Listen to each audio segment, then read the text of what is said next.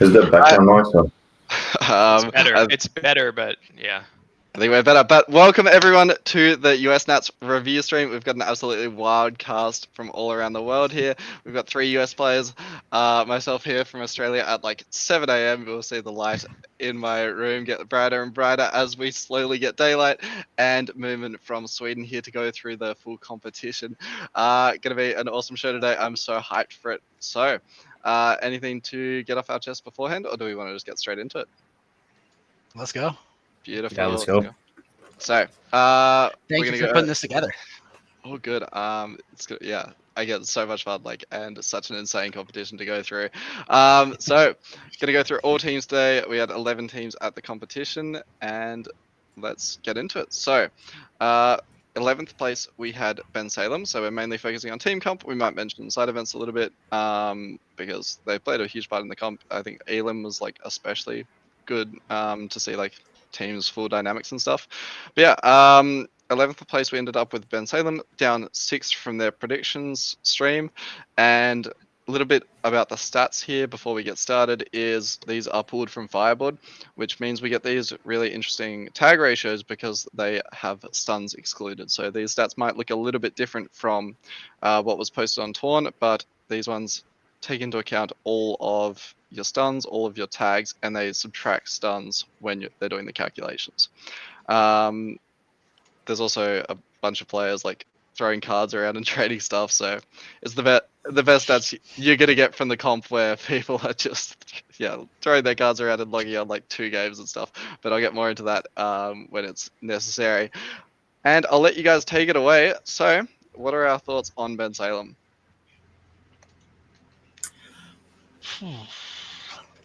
I mean, obviously, we were all expecting them to place a little bit higher.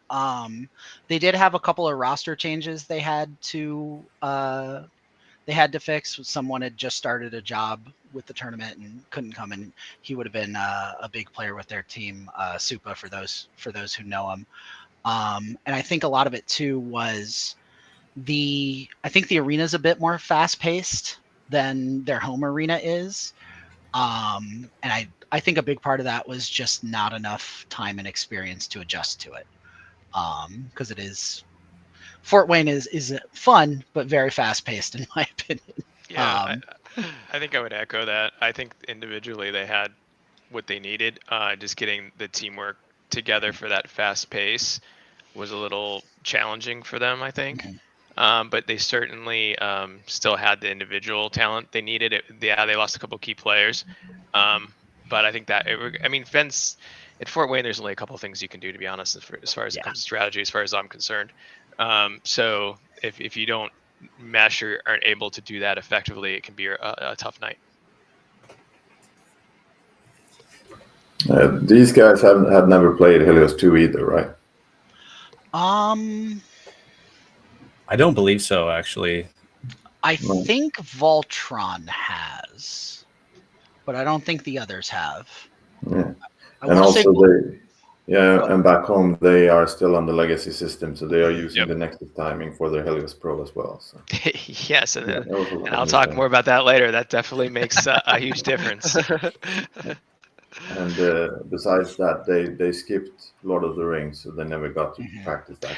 That was a mistake. I played Lord of the Rings knowing pure well I was going to get slaughtered, but it was only to learn the timing, and it was an eye opener. So I'm glad I did it. It made a difference. Just those 4 games I played. So what is the rough experience level of this team? Like, how many years have they all been playing together? And been playing Zone in general? I think that I want to say been around forever. Yeah, Sniper 2, right? Yeah. Kamikaze, Phase, and Hot Trigger are in the kind of newer generation of Philly players, if you will, but I still wouldn't call them new. Yeah, just newer than those 2, but that's honestly not hard to do. They've been mainstays for Philly forever, I feel like. Overall pretty experienced, but I don't know, outside of a site or 2, how much they've traveled outside of their home arena. You might remember more than me on that, John, but Outside of maybe Baltimore, I don't think they've really traveled a whole lot of places. Yeah, I don't remember any of these guys ever going to any of the other sites. I mean, I've seen Pete and a lot of the other old school players in Virginia Beach and Sterling and Bailey's, but I don't really remember seeing them. Maybe in Balti, but I just remember going to Philly and seeing, and when we would go there, every couple of years or whatever, and playing people. Yeah, I think I only experienced them maybe one time here in Fort Wayne, and I think it was only Sniper and Voltron anyway. Yeah. And then I actually started playing the same year. I think it was Kamikaze and Hot Trigger. So I think that was like 2016, maybe early 2017. So yeah, they're pretty young, I guess. Yeah, sweet. So definitely a team that's been around for a while, which like sets the context of the weakest team at the tournament was not new. It was these guys were solid, and it was definitely a shock to see them this low. Do we have any insight into like maybe the structures they were running, or where it came undone, or some of the stuff they did well as well? I think they look very defense heavy. Yeah. Yeah. I think it would be hard for us to remember, to be honest, because the people you have in here would have played them at the beginning of the Rob Robin. So, and I don't we didn't have any strategy the first day, so we were just playing on the game on its merits. Maybe even the first day and a half. So I don't remember what they were doing, to be honest. For sure. I know FaZe was on defense. He's a pretty heavily defensive player anyways. And I remember seeing Voltron and Hot Trigger kind of orbiting their base a little bit when we were around them. But yeah, kind of we probably would have played them the most out of any of the teams in here. But yeah, that outside of that, I don't really remember a whole lot. Yeah, no, for sure. Anything we could pull from the stats? Any of the TRs or anything looking especially interesting, like that? Can we pull any trends from the game data? Pardon? The Sniper was really struggling. He's not a very fast man, so he had problems cracking bases. He got shot a lot in the back. I just wanted to add with the rank, like this team, they more or less rage quit because they had that replay game. You guys remember? Oh yeah. Right. Yep. Yeah. So I probably would have too. Is a little bit I don't blame him for that. Beautiful. And real quick, thank you, Mel, for subscribing. Looks like we've got Electric Fire watching, which is always good to see. But yes, so these guys were in finals. It was close, and then there was a replay game, or like they won the game and then replay, and then they lost. Yeah. Yeah. So what happened was that two players in another team collided, and and there was a replay because of that, which was, questionable decision, and they weren't aboard with it. So after that, they sort of stopped playing. Yeah, I can understand the frustration for that for sure. Man, just do it again. Yeah, that is, it was definitely like a wild way to like hear about the end game going. But let's go on to points of improvement. Do we have any specifically that we could help this team out with at all? Or did we see them enough to how we feeling? I don't really feel like I saw him enough. I think the only thing we can say is that calls and things happen. You move to the next game and you win the next one, right? That's the best thing you can, I think, in this situation, because it's not like 11th wasn't necessarily where they would have ended up. I think it's just a matter of you just got to put stuff behind you and move to the next game, right? And that might have just been, if they would have had Super, maybe they could have done that. Although, usually once he gets in a game, he can move on. But when he's out in the lobby, he'll be like telling you that it's BS. But he's a good guy, so I think that he might have pulled him in and been like, all right, let's just fuck this. Let's just win the next one. Channeled the rage. Yeah, I really do. In addition to that as well, like the lesson to learn is that if you're going to play a new system, maybe play the trainings before, learn the system a little bit before going in. And they didn't do that. They just skipped that part and went straight in for the comp. Yeah. It didn't pay off. Which this would be the one system that would be a mistake on out of all the systems I think that I've played probably in the last couple decades. Even just playing, shoot, what's the one after Nexus? I'm sorry, before Nexus. System T. Yeah, well, no. Infusion. Infusion, thank you. Even playing Infusion, that didn't really matter. You could skip that because the timing wasn't different, but they're used to a completely different set that actually there is a set standard of timing on these packs where the other ones is it's there, but it's not as noticeable. So awesome. Let's move on to MVPs. So we'll just quickly go down the board. So we'll go Jammer. Who was your MVP for the team? I'm gonna pick Kamikaze. He just kind of knows kind of how to work the areas that he goes to. So I always found him in the game. No one else on his team. So he must have been doing something. Awesome. And Punisher? yeah, I'm gonna say the same thing. I ran into him a decent amount, so at least he was where he needed to be a lot of times. Awesome. And Archangel? I'm gonna go with Voltron. He seems like he's kind of always in the right spot. Scores pretty well. I mean, you can see it too. He's definitely not, the quickest of players, but to average almost a full deny a game, or not a full 2/3 of a deny a game, is pretty, kind of shows his decision making and where he ends up. So I'll go with Voltron. Sweet. And Mumin? Kamikaze. Like he was a lone attacker, so I mean it's a really hard thing to do, but he really worked hard. Awesome.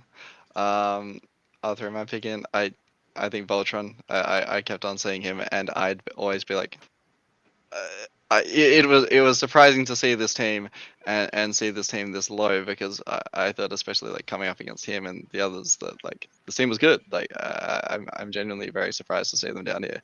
But yes, let's move on to our 10th place team, ironically enough, called 11th Hour. So yeah, it looks a bit strange on screen when I was typing. I was like, do I retype this? Like, what is going on here? But a note on stats is this was the only team where we had like 2 players and they had like 2 games and 1 game listed on their cards. So their stats were like, I don't know, lost to the void, or like they weren't logging on or something like that. So these guys don't have stats, but the rest of the team do, and everyone else on the list will, with like a decent number of games played. So this is just the one team where I'm like, stats are a bit non-existent kind of thing for a team.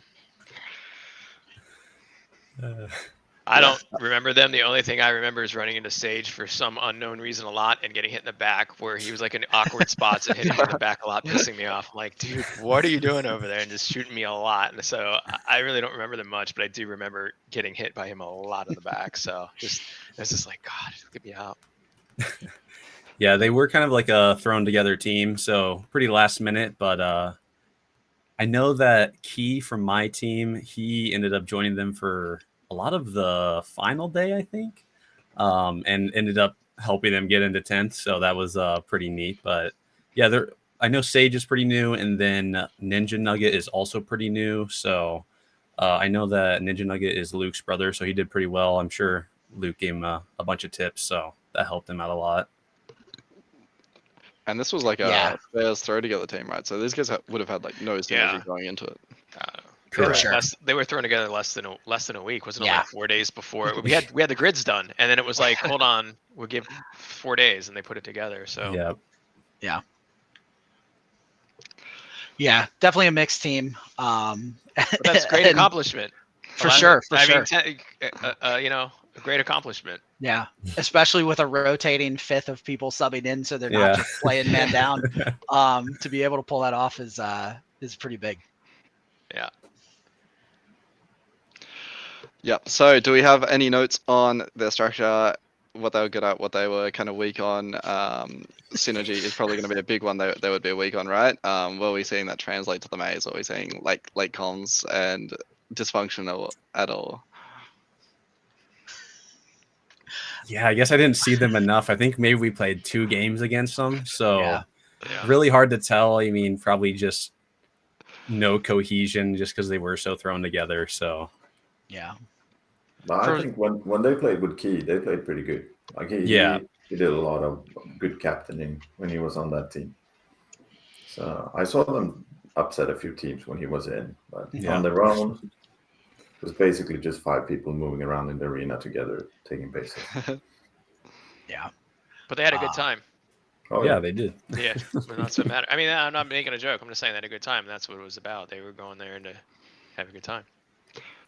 For sure, and these guys were causing headaches in like even our games, right? I mean, like they would just like lock down like their base and force us to change the way we play. Like again, I want to emphasize these teams were coming towards the bottom of the ladder, but they were good enough to put up a fight in games at least. They weren't just like rolling over. Yeah, I think they beat us in Cascade 2 one game. I think it was us and you guys, Brendan. And I think they ended up beating us by like a grand or two.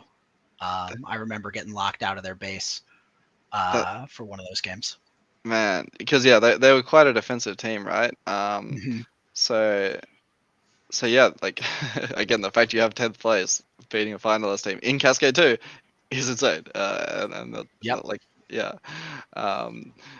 I think when they were able to play their defensive structure, it worked really well for them, especially like that. If the base count of the game can stay low, past that, you obviously saw they struggled a lot more. The base starts surprisingly high. Like they're all getting top 3 of their team are getting a base game a bit more, and that doesn't surprise me. Denies. Yeah, that doesn't surprise me. CK's been around. I mean, I know CK's been around for like 30 years, right? It's not like they don't know how to play. They should all they have so much experience in there. It doesn't surprise me that they had over 1 base average. At least those 3. Awesome. Cool. Do we have any points of improvement for these guys? Get a solid 5th. Because what was the go with Cuddlesworth and Spinning McVeg? They were playing the whole time. It's just they weren't logging on. Was that what was happening? I think Cuddles showed up for like the last day. Yeah. Okay. I think that's what Yeah. it was. He was traveling or something, and then just happened to be there. He wasn't supposed to be able to play, and then he did or something. So I think And then I think I'm Not Psycho's friend that came out just to kind of hang out and be out there for the week. He played a couple of games with them at the start, but went negative every game. So not a tournament player, but generally interested. And made the call like, guys, I'm hurt. Yeah, I shouldn't even play. I'm bringing the team down. So yeah, that, and I think in some of the newness there's a tendency to get angry a little quickly. So kind of get that under control. And yeah, they'll definitely be solid players. The new ones as they grow up. CK already is for sure. But yeah, no, I'm definitely keen to see the potential of the team come through.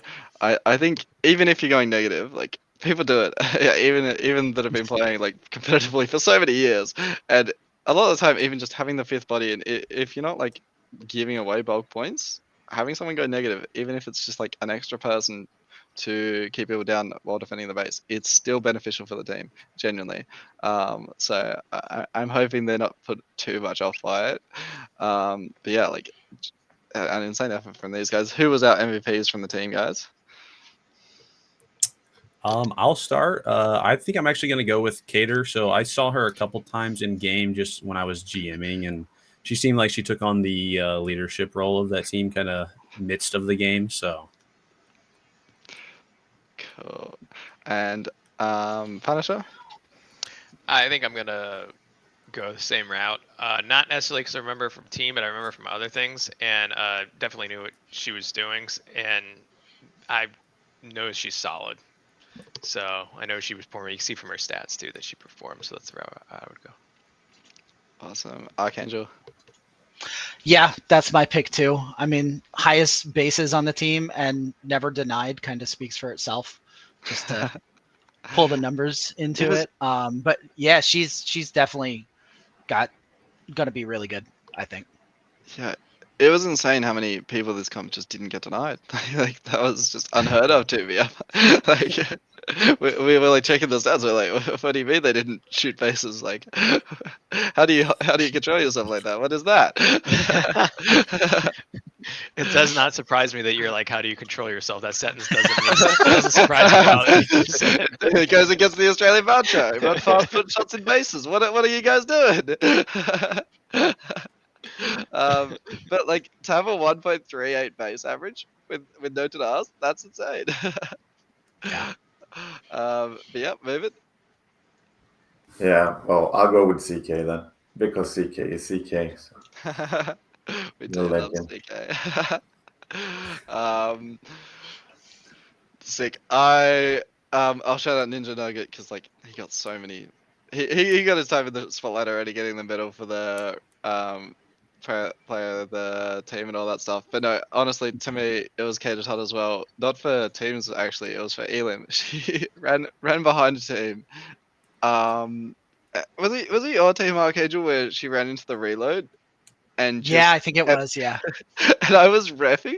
I was genuinely pissing myself laughing for like 2 minutes straight. I thought I was going to give away our position, but one of your players would keep on running to the reload, finding her dying, yelling for your team. Mhm. Your team would be pushed up to the other end of the maze, and then she'd kill you again, and then you'd run away. And like 4 of your teammates took a turn doing this. She took like 8 lives off your team, Yep. just hiding in a Yep. reload. She almost lived to the entire end of the game with her entire team eliminated. It was so funny to watch. She died with like 15 seconds remaining. It was tragic, but it was awesome. But yes, that is going to round out 11th hour again. Like so impressive to do this well with such a thrown together team. On to 9th, Californication. Take us away, guys. I have experience with them actually. Just because I went to their 2 little warm up things like a couple months before this. A lot of good players. I know they're thrown together from different things. They do play together a lot at their site over by us. Havoc isn't from around here. He's from Armageddon, I believe. But Nawala and Blue Flame play a lot. Nawala's timing is really good on any pack. I think he would beat on regular Nexus timing a lot of the players and surprise them. Blue Flame is fast and can be a pain if you don't keep an eye on her. So they have the makings of putting together something. They just got to keep playing, and their main downfall, and it's always going to be their main downfall. And I keep telling them, and I think eventually is not living in the moment and thinking about the team. Nawala is strong and he'll go score a lot of points, but at the same point, if you're over here scoring points, you really could be 10 spaces over here, score 500 less, but raise your team score a lot more. So I think just working as a team and working on strategy. Now, they don't have a lot of teams to play, just each other, so that's going to be hard unless we go more and play with them, which I think they're doing a league, and we might go every couple months or something.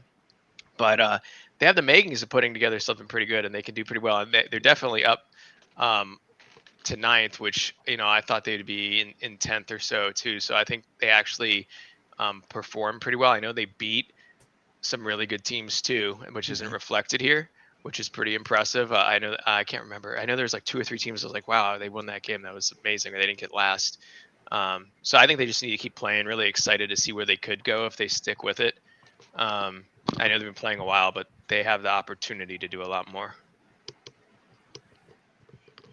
Yeah, I think we were one of those teams. I think in Cascade 1 it was. I think so, yeah. Yeah. I wasn't going to say it, but that's what I was thinking. It's always us, okay?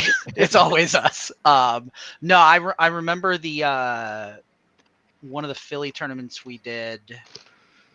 I think it was right before COVID, I want to say, and Nawala came out, and I don't think I had seen him play for a couple of years, and I know Daniel Trigger Happy had been going over to practice with them, and I see him play in the arena. I was like, oh yeah, he's been playing with Daniel, I can tell.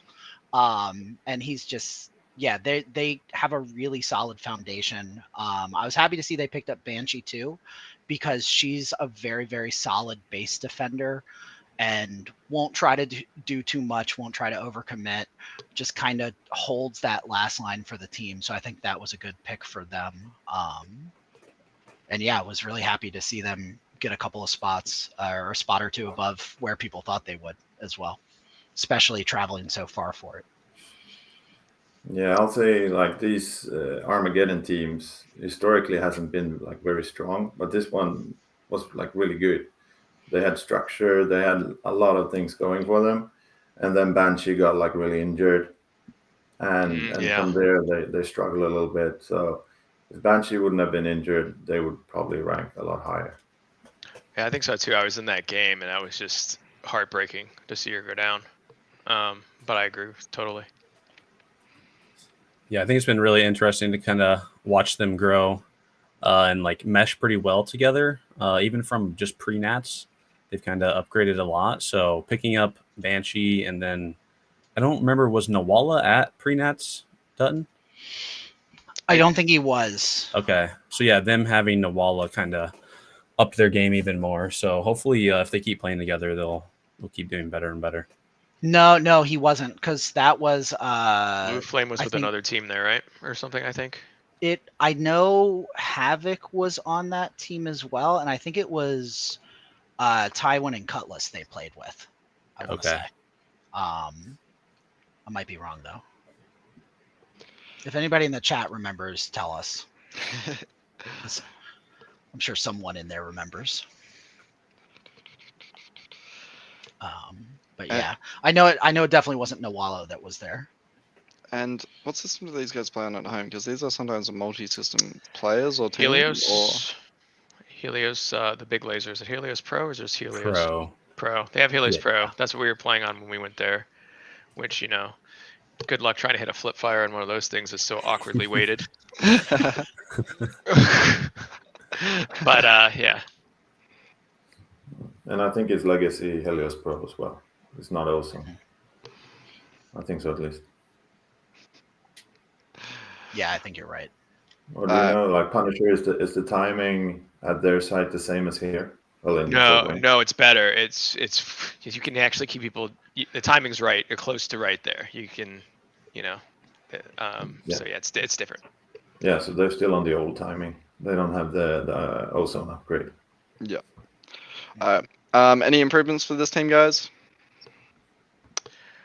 I think my opinion again is don't get caught up on the people you know. Don't worry about shooting that person, especially in LORs. Think about what's going to get you a higher ranking or place better and mesh as a team. Don't get caught up in your own agendas, and just remember you're there for the team. And I think, I mean, their defense was really good when they worked as a team. I think if they can focus on what they're strong at, and then, you know, send the guy out there to poke and see where it's weak and pull another person and, you know, do the things they need to, I think they could score another. They could go 3 or 4 places even higher or better if they pick up, you know, they get a solid roster going. For sure. Like you can see, like they don't get denied a lot, so you can see they're attacking and doing comms and stuff. They move fast. Yeah. That event we went at. Sorry, I don't mean to cut you off. Go ahead. Yeah, it's all right. So the thing is, they have structure. They have a defense that's actually working pretty well. What's the problem is, if you look at the tag ratio, their brawling skills are not up to par, or their arena movement. So they die a lot in the transition between bases and playing the doors. I mean, there's a lot of pack score they can gain there if they just learn to maybe help each other out in the arena play a little bit more, and not just around the base. Like it's very typical for low tier teams to care a lot about the actual base unit and not maybe the pack points that's outside the base. There's a lot to work with there, but they're on the right track. Like they started in the right place with the structure and all. So I'm not worried. Yeah, I think that's a really good pickup from the stats as well. Like 100% right there. But yeah, and I think with that, let's go to MVPs. Who have we got, guys? Start with Jammer and we'll work down the list. Yeah, I think I'm going to go ahead and pick Nawala. I hadn't seen him play in a while, so it was really refreshing to see him. Just the way he moves around the arena, like he knows where to go and get points. I think if he can just kind of bring all that together for the rest of the team and kind of keep everyone included on what's going on, I think that they would thrive pretty well. So, sweet. Punisher. Yeah, same opinion. I think you nailed it right on the head. Beautiful. Archangel. +1 on Nawala. Nothing more to add. If we go run down the list, but Mumin. Banshee. It was very evident that they had problems when she got injured. Yeah. So was Sandman back home. stepped in as a fifth. Like he was playing the whole time, but he had to play more when Banshee got injured, or what was the go there? I'm Yeah, not probably, as familiar with Sandman and Nemesis. Oh, good. Yeah. So, I mean, yeah. I mean, she would have played, but at a far limited capacity, right? And the team still went up one from predictions. But yeah, I'll go for my pick. I'll just go Nuala, just because like I remember it was another one of those players where I'd like see him in lore and it'd be very strong, and then it'd be like, wait, you're on a team this late, and yeah, again, really confusing my like perspective on the comp where you expect to have like newer teams with like new players, but no, you can still have these like really strong players even down here in ninth place. So yeah, let's go on to our 8th team. It was BSO. Take us away, everyone. Yeah, I guess I'll start. BSO, they're always like super solid all around. I know they picked up Jonas, Skitchy, and Irate. So I think this was Irate's first like bigger tournament, if I remember correctly. That's Rookie of the Year Irate. Yeah, that's right. That is Rookie of the Year Irate. Okay. So yeah, I think it was nice that they had the touch of the 2 overseas as well. I think that it kind of added a little bit different dynamic that BSO maybe doesn't normally see. I think they were able to send, I think it was Irate and Striker out on offense. I don't know if I typically see Striker on offense, but it was definitely nice to see. So, yeah, I think they just rounded out pretty well together as a team, and the 2 additions kind of gave them a little bit of a different perspective to have in the midst of the game. So,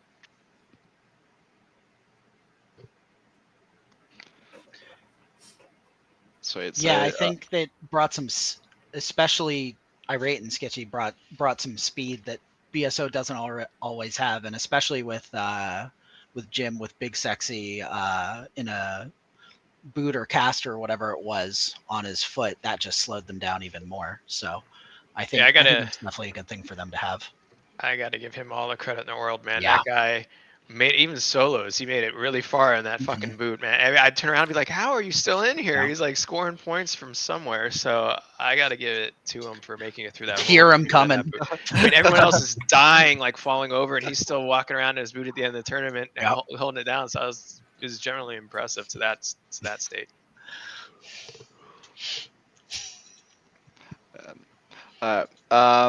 what did we see in terms of structure for this team? Were they mainly defensive, offensive? How are they playing their arena? Were they dumping much? What do we see from these guys? I know Sexy was on defense a lot. Yeah. And then I'm trying to remember who was with him. I think it was Jonas. And Skitchy was typically more of the middleman. I think they interchanged Skitchy and Rob for the most part, if I remember correctly. Right. Yeah, that sounds right. And I think Irate rotated back for Skitchy often, because I remember seeing him on defense occasionally. Yeah. And then Striker was out there a lot too. Real quick, thank you, Marissa, for following. Again, more Electric Fire watching, always lovely to see. And Royal Fluff, sick, awesome. And let's go on to any like strengths and weaknesses stand out on these guys. Anything you guys notice versing or repping these guys? The base crack ability. I mean, they got Striker and Big Sexy, so pretty hard to keep out of a base sometimes, but as long as you play your time, I think you're fine. But yeah, they can get into the bases fairly easy, so you have to be on the lookout for them. Yeah, and these are some of the like bigger guys, which some of the defenses really struggled to keep out. normally it's like the quick fast guys you have to watch out for on defense, but like those big guys in these bases were like causing so much trouble for some of the defenders. It was so funny to watch, like the duels that would take place on the panels. It was awesome. Yeah, they're, especially if you haven't played them before, their height, their intelligence, how they move through something, it takes a lot of getting used to. You're definitely not expecting it unless you've played them before. Yeah, it was like definitely an adjustment for me because like we'd see them on the cameras, and like when you thought that like these were gonna be like big people to get around, but we like hearing about like a striker and someone's like, oh yeah, have you met striker yet? He was like 7 foot tall and gigantic. I'm like, sorry, I was not ready for striker's game. I saw him, I'm like, yeah, no, that is a behemoth of a man. This is like and like yeah, versing him was like a completely different experience. It was so cool. And like he used his body so well and all that stuff. It was it was awesome to finally get to verse him in person. Yeah. Any points of improvement for these guys? Get out of the boot. Yeah. That'd be one. All right, go. No, go ahead. I was All thinking right. out loud. Yeah, okay. Well, what I noticed is that they do, like, most of them get less than 1 base per game and still are pretty like high up on getting denied. Like there was something with their base cracking, like taking bases, that was a little bit off, I think. It's hard, like I can't really remember or like an actual like example of it, but it's just in the stats. Yeah. A little too few bases and a little too much denies. Yeah, I think the biggest thing with them is they like striker, sexy, juggalo. Those three kind of always play together. And then it seems like there's often a rotating cast around them. So maybe finding a little bit more consistency on the roster, I think would be helpful too. Okay. With that, let's move on to MVPs. Who do we have, everyone? I'm gonna go with striker, honestly. I always noticed him when he was in the arena, and he was always doing the right things. It was just a matter of, maybe working with the group or getting the strategy fine-tuned a little bit, but he was a beast when he was in there. Yeah, I think I'll double down with striker. He knows where to be. Maybe just what I'm reading from the stats is just the decision making after you're at a base maybe for too long, just going from there. I think for a lot of the same reasons, I'm going to go juggalo. Because I feel like anytime I go to a spot to deal with striker, I'd get shot in the back from juggalo from half the arena away. And he's just in some spot, just raining down onto people and just always a menace. So yeah, I'll go with Rob. I'll go with juggalo for my MVP. And Mumin. Yeah, I'll go with Rob. He's really strong on his home field, gotta say. Yeah, I think I'll echo that. Yeah, it was like coming out of nowhere to deny me and stuff, and just like like you wouldn't pick it from like seeing him out of the arena, but then in the arena he was actually like yeah, really solid. So yeah, let's move on to our 7th place team. Trash Pandas up 1 from prediction. Take us away, everyone. A lot of they've been playing together, or they've been playing a long time. Yeah. Especially Nightmare. I mean, he's from back in '96. He's been playing, and he knows his arena, and he's still like he's a solid pickup for anybody. I mean, if you're playing there, you pick him up. You don't have to worry about a thing. He knows 100% where to go. He looked good. I was watching him a lot, and he was doing everything right. I think they know what they're doing. I don't know, maybe if here or there it was just a communication thing or what, but they did well. They're up a place from where everyone thought they'd be. I generally enjoyed playing them. Legs cracks me up. You know, he's a stubborn motherfucker, man. I tell you. But he's fun to play. He'll just be talking trash the whole time, and even if he's winning or losing, it doesn't matter. It's the same thing coming out of his mouth. So it's fun. Yeah. They won me over. I really liked them. So. And they're fun to play against, and I don't even see Bob on here, but Bob's another one of those two in the arena that you walk by and it's like, you come out from behind that wall. No, you come out. No. Yeah. Oh, okay. See you later. And you know, Renegade's always a monster inside of those bases too. Acid is one of my favorite players from Fort Wayne. She's a really good support player. Constant communication, just never stops. And it's always so helpful. And I didn't think Cambo was actually going to come out and play this tournament. But he ended up being here, so it was really great to see him. He's always a pain in the rear end to deal with when he's attacking your base too. So I was glad to see them do a little bit above where they were initially placed by the community.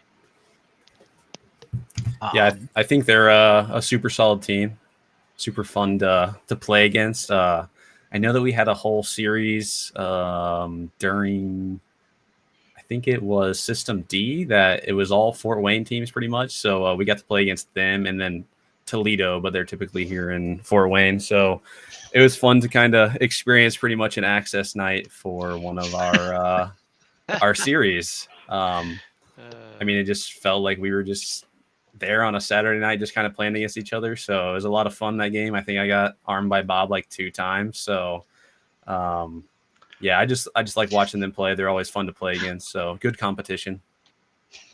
Somebody in the chat said most expensive access night ever. Good call on that. Yeah. I think I remember one of the games Bob said he wanted to get a whole bunch of terms and came out with like 4 terms. Oh, it's Snip. Okay. Yeah. That's a feat, because it's really hard to get a term unless you're like crossing a line at the wrong time, you know. It's he hard. he was a little blatant with it, so just for fun. But yeah, these guys are always fun to play against, and they're so good in their home arena. I know there were plenty of games either through Cascades or round robin, and it, you know, you kind of try to see if there's just holes in their defense and what they're doing. Everything's covered. You can't sneak by. Really good players all throughout for sure. So what are your thoughts, Mumin? Yeah, I'm saying like watching them play because they were expected to be 8th, but once I watched them play, I thought it would actually be higher than 7th. Yeah, me too. I was surprised when they went out that early, but I'd say they're really good, and Renegade is really turning into a really good player. But I think like they played as a team. They had like some sort of game plan. They were struggling a little bit, I think, against the stronger teams. They didn't upset as much, I think, as some of the other teams did, but they were very even in their like level throughout the tournament. But they still, I think they played good. I'm surprised they were 7th actually. Can we speak to any of the weaknesses to maybe explain why they were that low? Because I wasn't expecting it either. I think honestly, because I game masters a few of their games, I think it might have been the communication of the people that were on their defense to offense. I feel like there was maybe a tiny bit of lacking, maybe mid game.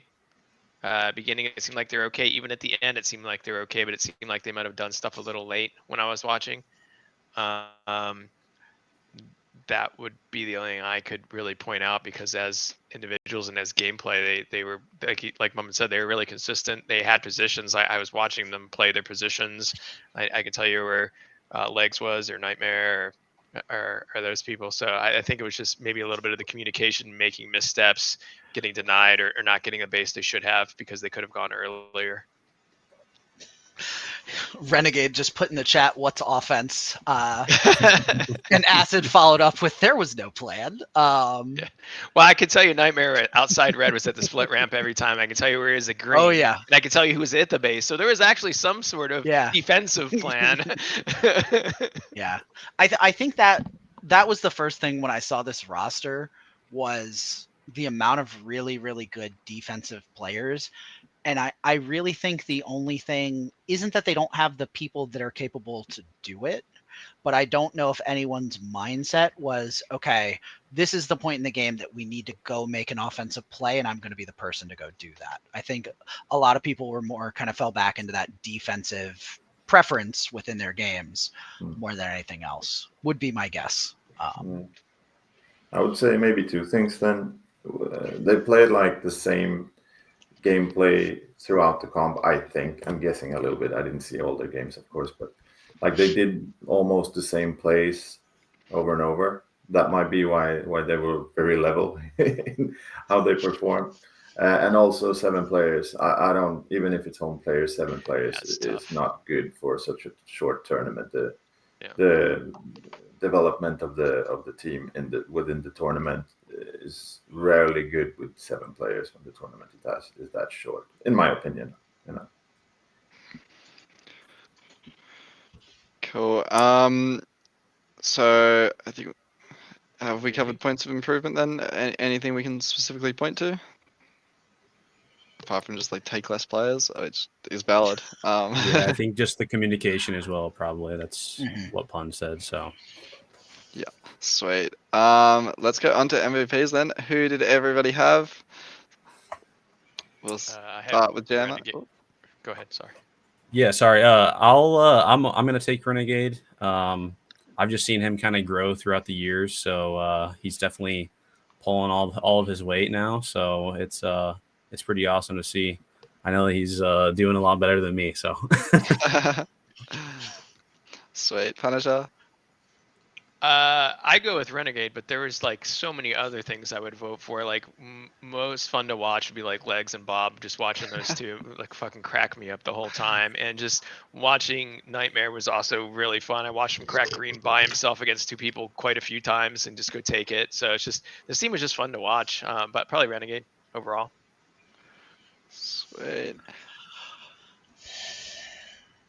I think I gotta go Legs for mine, just because he's always in the door I'm coming in, and always just such a pain to get out of that door, and very patient.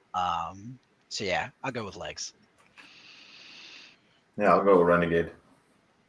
Sweet. Easy. Now I added Bob's stats, and to me they're bafflingly low because I swear I watched Bob be like one of the best players of the comp. Like him in a base was going absolutely crazy. He'd lock down red against both doors and just like stomp both people in a dump scenario. It was crazy. I don't know how he's down this low, and I don't know how his team's down this low. I swear these guys were really good. But yes, my MVP definitely goes to Bob. I feel like he's been done particularly dirty with the stats here because he was so good in game. But yeah, that's gonna do it for Trash Vendors. Up above the predictions, but yeah, I thought they were like really high, to be honest. But let's go up to 6th place. We had Saints, up 3 spots from predicted. So big climb from these guys, and take us away with it. Yeah, I'll actually start. This has kind of been my team to watch. I know most of the guys pretty well, and I know that this was one of 2EZ's like newest tournaments, and I guess this was more so Tyson's time, or Limbo, his time to kind of take control of the team. So it was kind of cool to see that all plan out, and then they had Cope and Skills, 2 really good additions to the team. And then same for Snips. He's newer in Fort Wayne, and he exceeded my expectations along with 2EZ. So it was just nice to see them kind of mesh well together and be able to put it all together as a team and end up getting 6th. So yeah, their run was super impressive. I think if they stay together and keep going, they could definitely do something with this roster for sure.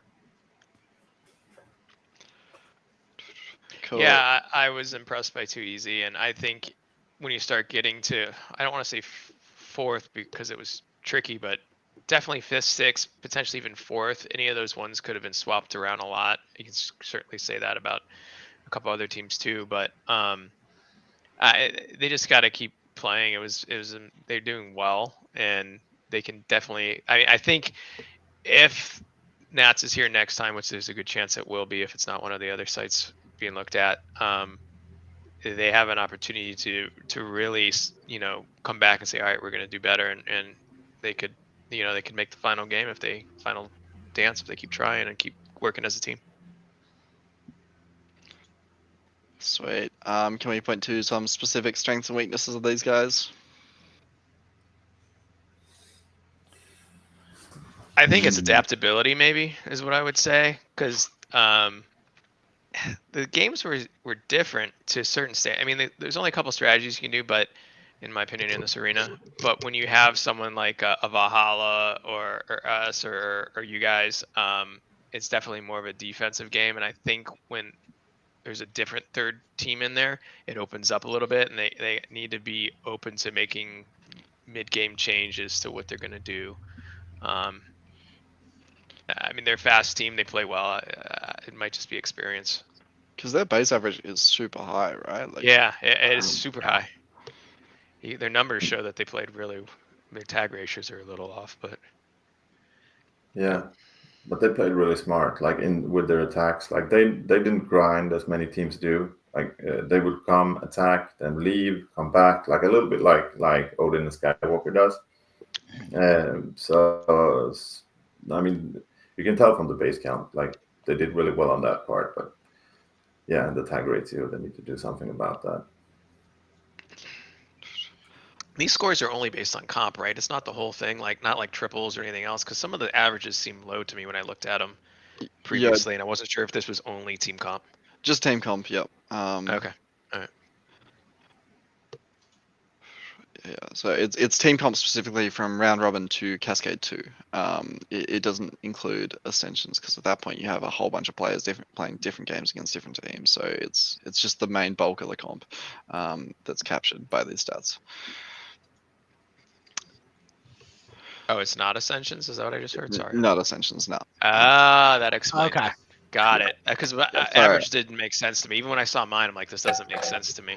Yeah, sorry. I should have specified that at the start. But yes, yeah. Generally, these streams and most generalized solo ladders, you just go round robin to cascades, just because otherwise, yeah, you have different players playing different numbers of games against different teams around the rank, so it all gets very wacky.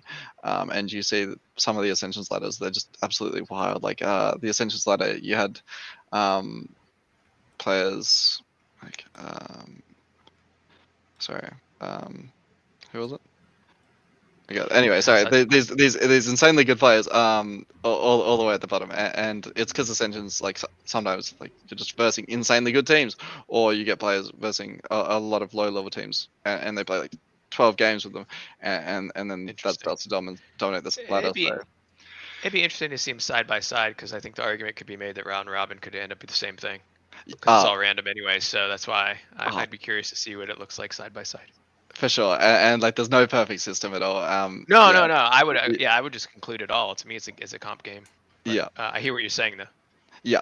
But yes, with that tangent aside, sorry, didn't want to derail us too much, but let's go on to any areas of improvement that we can point to for these guys.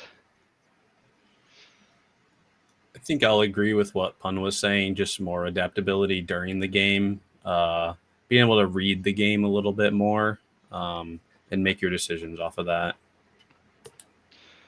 Sweet. Let's go on to MVPs then, shall we? Jam, take us away. Yeah, mine is going to be Too Easy. He just was able to be like a big problem throughout the whole arena. So the rest of his team just kind of building around him, which was nice. So yeah, I'm going to vote for Too Easy, and I hope to see him keep playing. Yeah.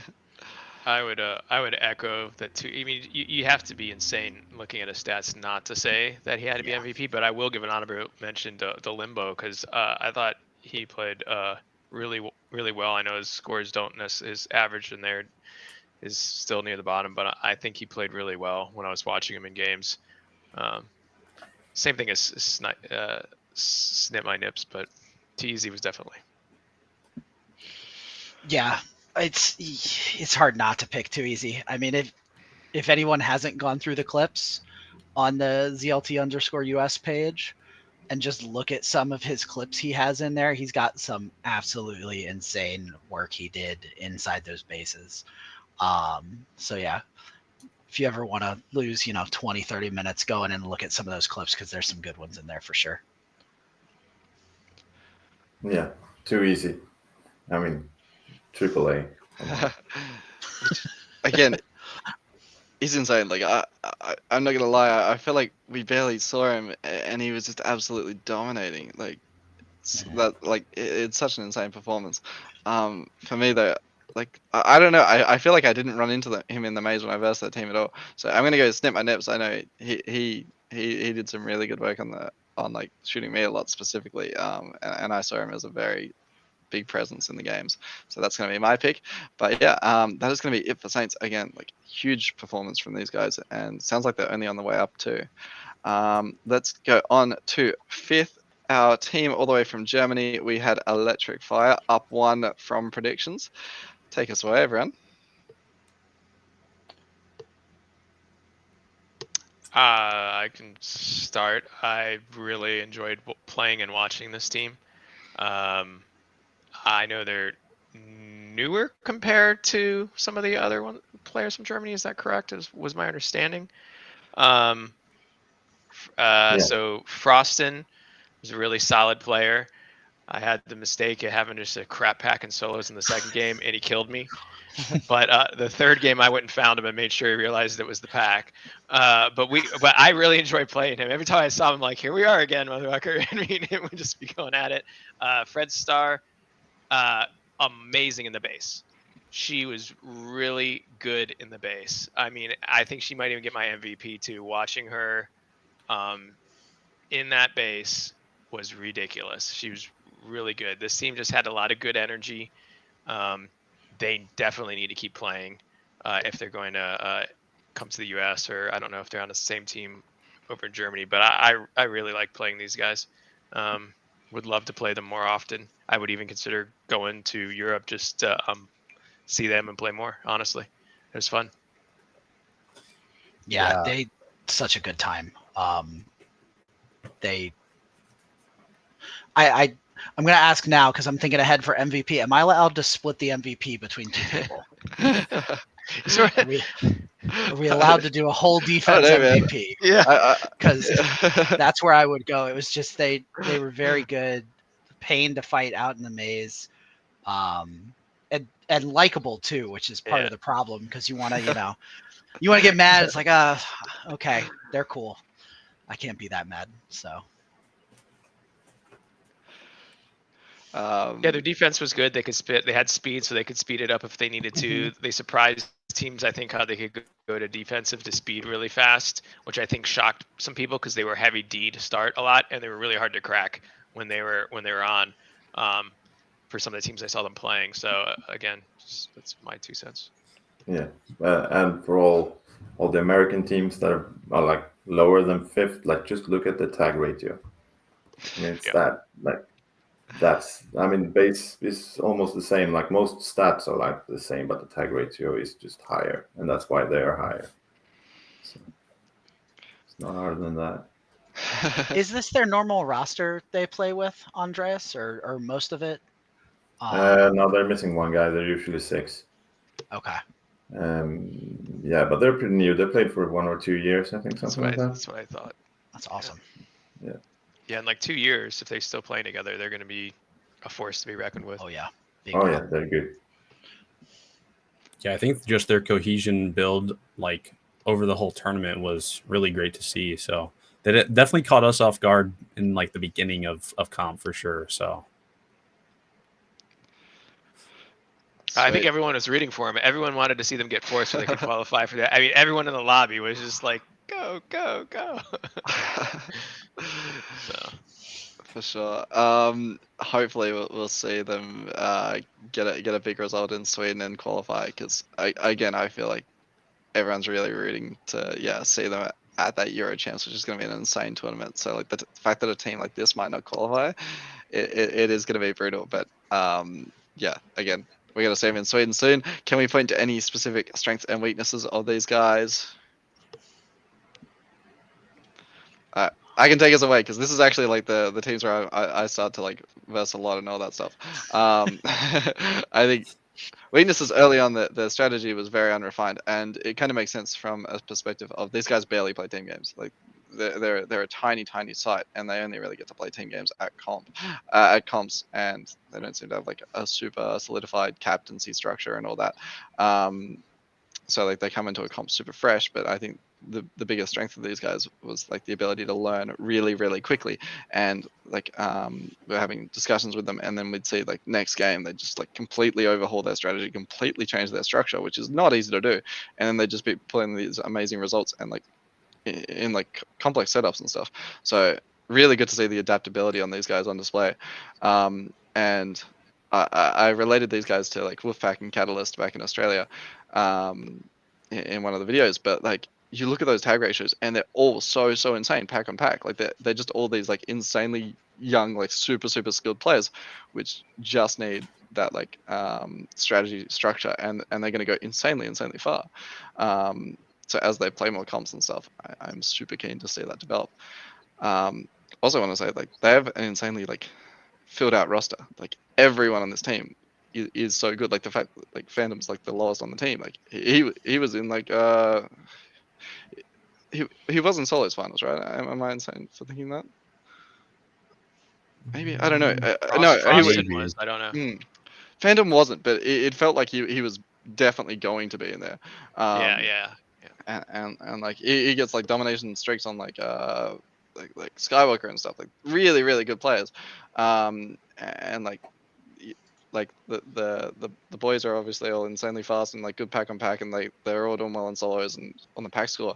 But then like the girls are beating them in triples, which was so funny because it was like a pure base play event, and then you had the defenders with playing with like some like Acid, who's incredibly good, but you don't have that synergy, and then the girls are out there beating the guys. So that was so funny to see.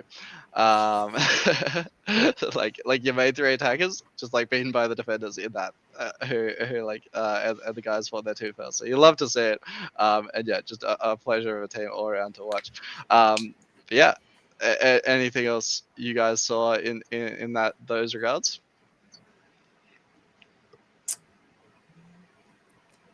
I guess just play more, together and keep building that cohesion, and like you said, just building a structure for them. I think that will take them a long ways. It's not hard to, even if they can't play in team games that often, they can still train. Put two on defense, try and crack them with three, rotate bases, and do that all three bases. There's things they can work on together and change it up, and they can set their drills and still do what they need to do and get enough, because they got the raw talent, so they can still play against each other to raise themselves. Yeah, I think they probably need like a game philosophy that all five get behind. Like they do discuss a lot, like inside the arena, outside of the arena, like how how they should play, or like positions and stuff like that. They're not really. It feels like they're not really on board, like how they should play the game on all fronts, and they sort of need to do that at some point. Yeah, for sure. I remember talking to them, and it was like like game start and they just all go in, and then game end and they're just like all separate, like no team chats, no anything like this. So it's like they really do need to like actually sit down and discuss with each other and like keep it really civil about going like, how do we want to play this game, what do we want everyone's roles to be, how everything needs to play out, and properly. And a big one is actions on dumps. So like if we get dumped on, where are we going, and having all five players kind of have a rough idea of what the plan is. Like, are we collapsing home, are we going to on dump, are we going to base swap, and knowing where to go in those scenarios, and like discussing it beforehand with a map, like kind of drawing on positions and all that stuff, I think is really going to help these guys if they have those proper team talks going into the future. But yeah, with that, do we want to move on to MVPs? Yeah, I think I would pick Frostin, and definitely honorable mention to Lucky Luke. I feel like he was always like just somewhere getting pack points no matter what. And I'm pretty sure they played offense together, so just them cracking bases together was pretty cool to see. So, but I am gonna pick Frostin, super solid player. Cool. Punisher. Yeah, I mean, I understand why you'd pick Frostin potentially as well. I would, but I just watched their defense too much and was too impressed by how many fucking people they stopped, like with flip fires and stuff like that. You would have never figured it, and I think a lot of people got served because they didn't expect that out of their defense. So I enjoyed it too much. I have to go with Fred Star and give her the nod because it was fun to watch. It's hard. Sometimes it's hard to just get in a game and be like, wow, this is really fun to watch what's happening. And it went on for like a period of like 5 minutes one time, and I'm like, okay, this is good. Go for it. Yeah, there were definitely some games we expected it, and still they gave us the business. So yeah, I've definitely got. I'll do co MVP between both on defense because they were just so crazy to get to run into. You know, you'd have the attack going so fast, and you're like, okay, we got to go fast, we got to go, and you get there, and it's just okay, this is gonna take longer than we want it to. This is not gonna be fun. And they just so impressed. So yeah, that's where I'm gonna go. Yeah, I'm one of the defenders for sure. I mean, that's the strength of Electric Fire, is the strong defense. And I will say Lightning, like denying like 0.77 per game. That's actually really strong, and at the same time having 137 tag ratio. I mean, it's a Lightning for me. I'm gonna echo Mumin. To me, to continue the catalyst analogy, like you have Frostin feels very much like the Wax, who's like very good technically and like really good at getting points. But like in terms of the husky of the team, it feels like Lightning, just like locking down the base, insanely reliable, high TR, and it really enables the team to play those pack point structures and play to their strengths if the defense isn't dropping. And it was both Fred Star and Lightning, but Lightning would mainly be the full like last line like point of reliability on the team, and she did that incredibly well. So that's gonna be it for Electric Fire. Again, all eyes are on them for Sweenats coming up in December, and we are all gonna have our fingers crossed for them to get a big result and qualify. So moving full some strings. Somebody's got to save the copy pastas from the chat. Somebody's got to get all those in one document so we have them ready to go for the stream. But Lightning is not in that team, right? She's not able to qualify. No, so no Lightning swapped out for Holmes in that comp, right? Yeah. It's definitely a downgrade. Yeah. Cliff it, send it to ride. That'll be fun. I'm sure we'll have a good time. For sure. Okay, moving on to fourth place, we had Valhalla equal with predictions. Take us away, guys. I'll start with this one. I had talked a lot with these guys coming into the tournament. And just kind of not like laser tag related, but just hanging out in Discords or watching them, be dumb in Call of Duty or something like that. And it gotten a little bit closer with this crew, and I was really happy to see how well they played this tournament. Really impressed by the work that they put together. I don't know what happened to Dr. Phil. Somebody named Gail Lewis showed up and took the tournament by storm. But they, I know these guys. This was their first real big team push, and it was really impressive to see what they put together. So I'm hoping they keep it going. Lots of really good players on this team from top to bottom. Was nice to see Hellfire not, keeping himself in the back of the base chained completely for the entire game, for a whole game. That was a positive. And just really good play all throughout, I felt like. So yeah, that's my take on them. Well, I agree if we talk about like the first half of the tournament, but then something happened, and I'm not sure what, because like they were on top of the ladder, and then they just, you know, I'm not sure what happened. Maybe Jammer can fill us in, but the second half of the tournament was not nearly as strong as the first half.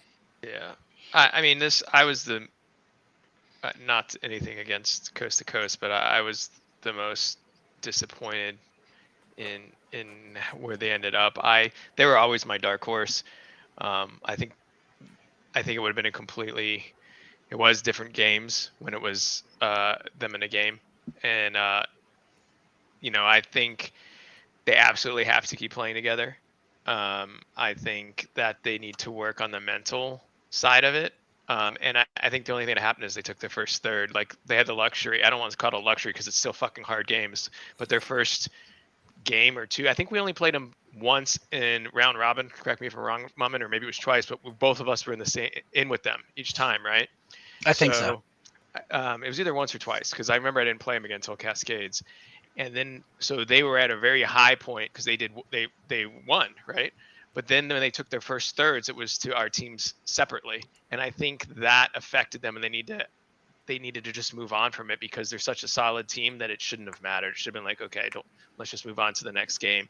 Doesn't matter what's talked in or out or anywhere else. It should be just let's just focus and get it done. And I think it might have caused some internal turmoil about who did this play or that play, and in regard to all that, it doesn't matter. They played amazing in their arena, and they should have just moved on to the next game and said, fuck it, there was just a mistake, let's just move on. And I think we would have seen them in finals. Yeah, no, you're spot on. No offense taken by that at all. Do not worry. Yeah, and I went and looked at the grid real quick. It was 2 games, I think. Yeah, it was the same game though, right? Wasn't it Aurora and us in the same Yes. round robin? Yeah, Yes. which is like fucking ridiculous in itself. But so good and bad. They had a tremendous amount of going into everywhere else just at a high note, and then it's just taking and winning that game with both of us in there, but then taking out separately is a little bit of a little crushing, and it shouldn't be. It is what it is. You're going to drop games. You're not. You can move on to the next one. But I really do like that team a lot. Got nothing but respect for them. I enjoyed playing them, especially the last 2 games I played them. They were super clean and playing amazing. I remember telling them, you guys just played awesome.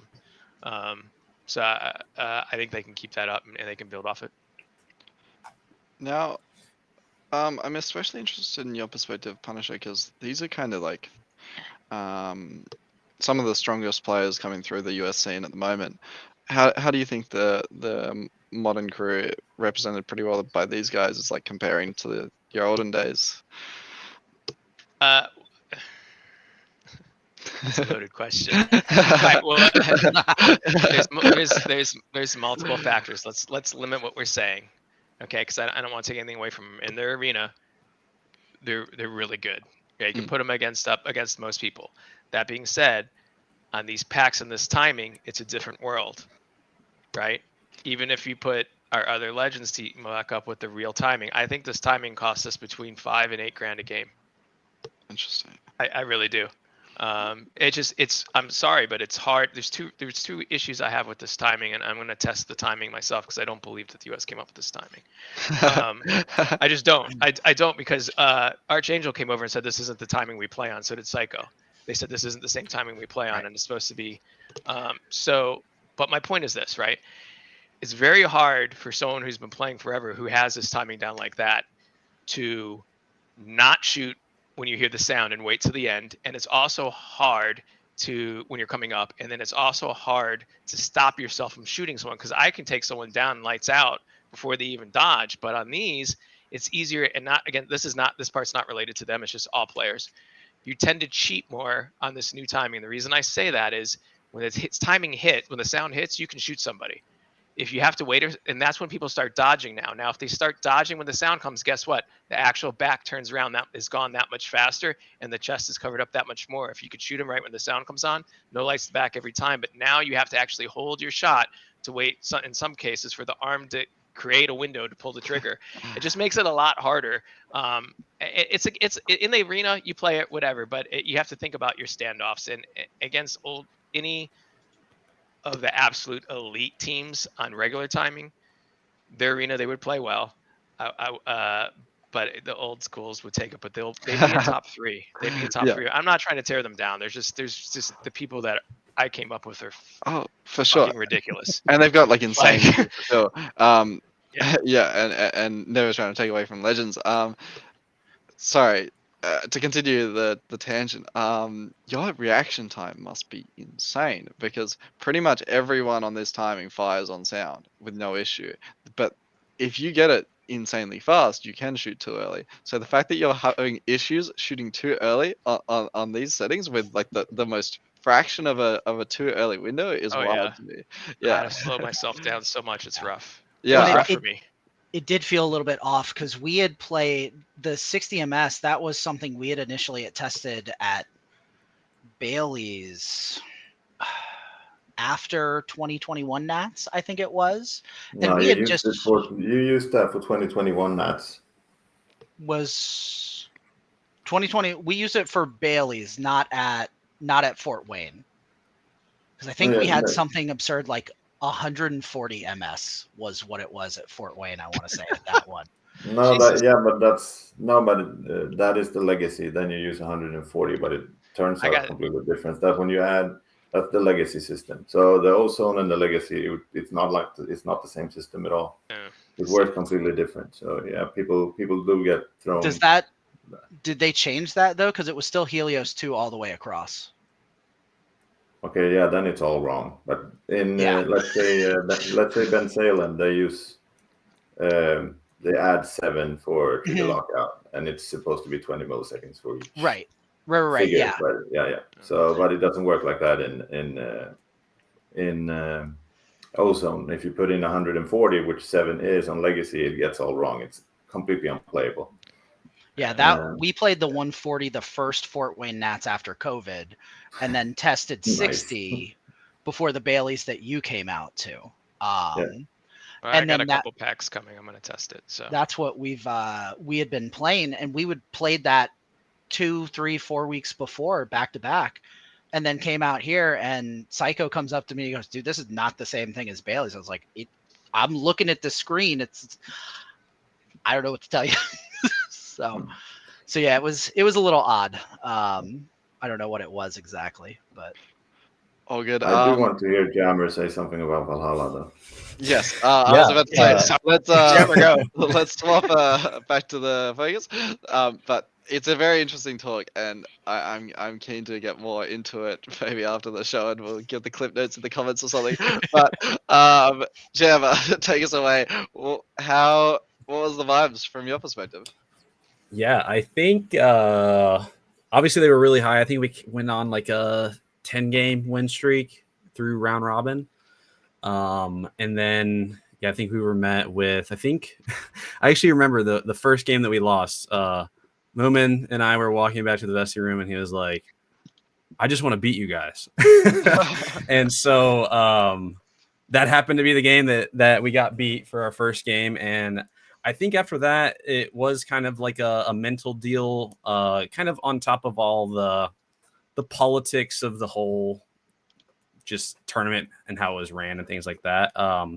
We kind of let that get under our skin. And then on top of that, I do a lot of like the strat work. So it wasn't fully like ironed out. And I just wasn't thinking correctly. And then we just kind of did our own thing during some of the games. But yeah, it really just came down to the mental kind of getting cracked and then not being able to bring that same energy the like final day. So just something that we'll have to work on and do better next time, which I think we're already going to start working on ironing those things out. So.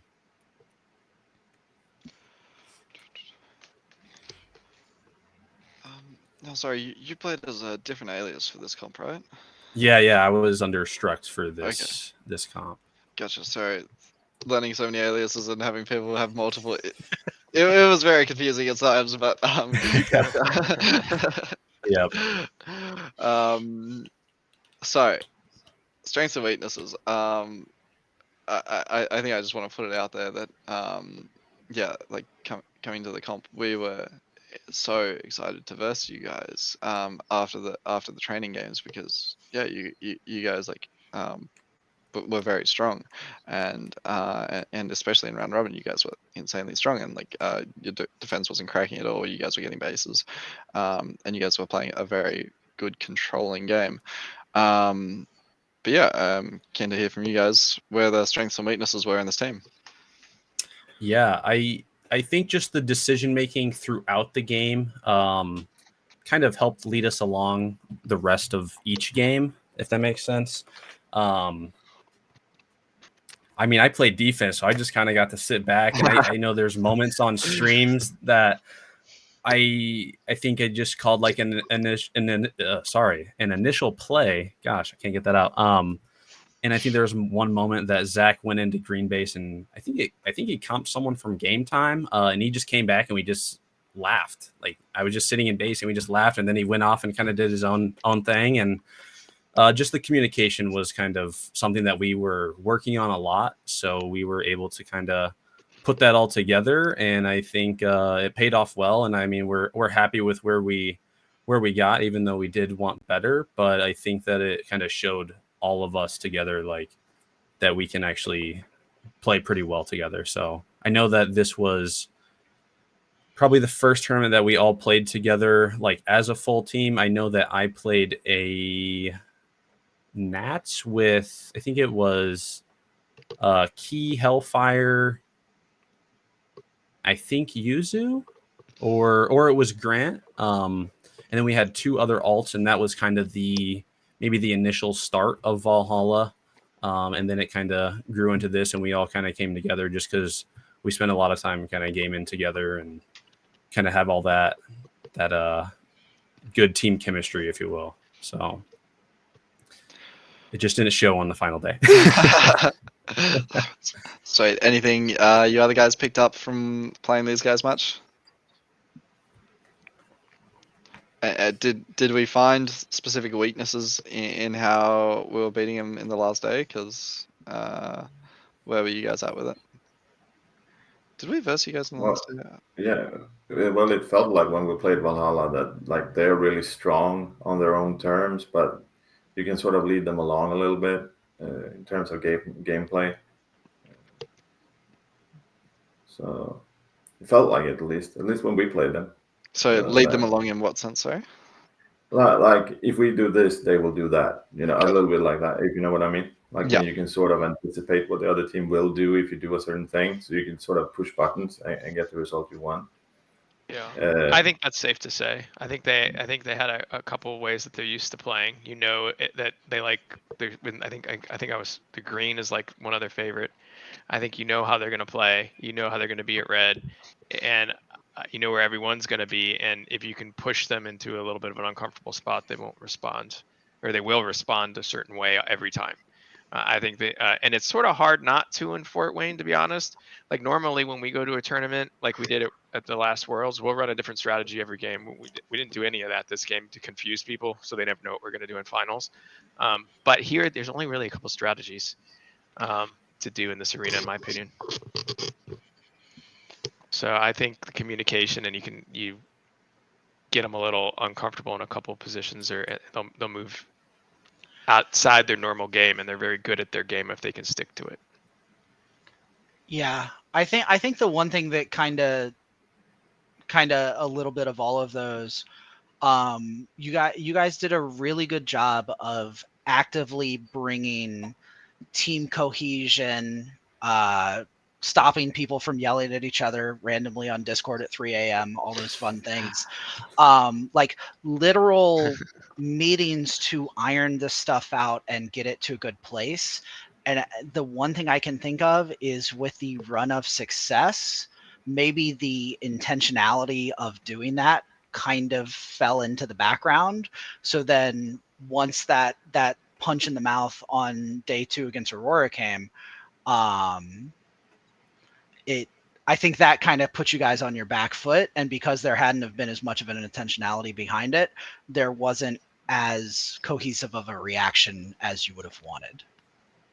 Yeah, I mean, I think that's the other thing that can be said too. To your point, you can lose a game and only make one mistake in the game. Your strategy isn't necessarily the mistake. And I think when they lost games, maybe that's where a little bit of confusion was. Instead of focusing on this one mistake here, they were thinking maybe their strategy or they made rotations, but their strategy was sound. There was nothing wrong with how they were playing. It was just, okay, what point in this game did we make a mistake? What could we have rotated or done better a little bit here? Like I said, the skill level isn't a question. It's all, I think, mental and communication. And I think it's to understand, hey, you can have the right strategy. You just, this one spot here where maybe Runt managed to run around someone, get through a base and get the base and just disrupt everything. A disruptor might have got through and just threw off that game. Yeah. Okay. And with that, do we want to move on to MVPs? We'll make Jam pick one from his own team to start off. I'm definitely gonna pick Damien. I know that he's Gale Lewis. I know he's been putting in kind of a lot of work just with his gameplay and understanding the game. And I just want to pretty much say that I'm proud of the guys. I know that they put in a lot of work. Like I'm rarely at the site, so I just show up and I play the tournament. That's really about it. But I know they put in a lot of work kind of through leagues and access nights and things like that. So yeah, it's really cool to see them kind of grow. And I've been playing with probably I've been playing with Yuzu, Key, and Gale Lewis probably since I started playing as well. So yeah, it's been kind of cool to see them all kind of grow. But yeah, I'm gonna have to give it to Damien. Awesome, Punisher. This one's tough for me. It's tough because if you look at Phoenix's denials, it's fucking insane, his average. I think I'm going to go with Damien too. His skill level's there.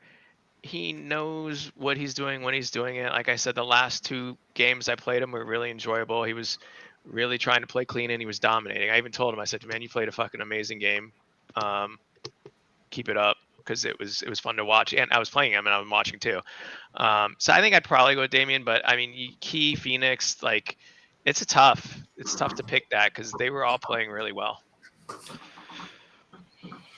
Yeah, Grant Phoenix would be my pick. He does so many different things so well in the arena, and then adds on individual plays on top of it, on top of everything he does in a team structure.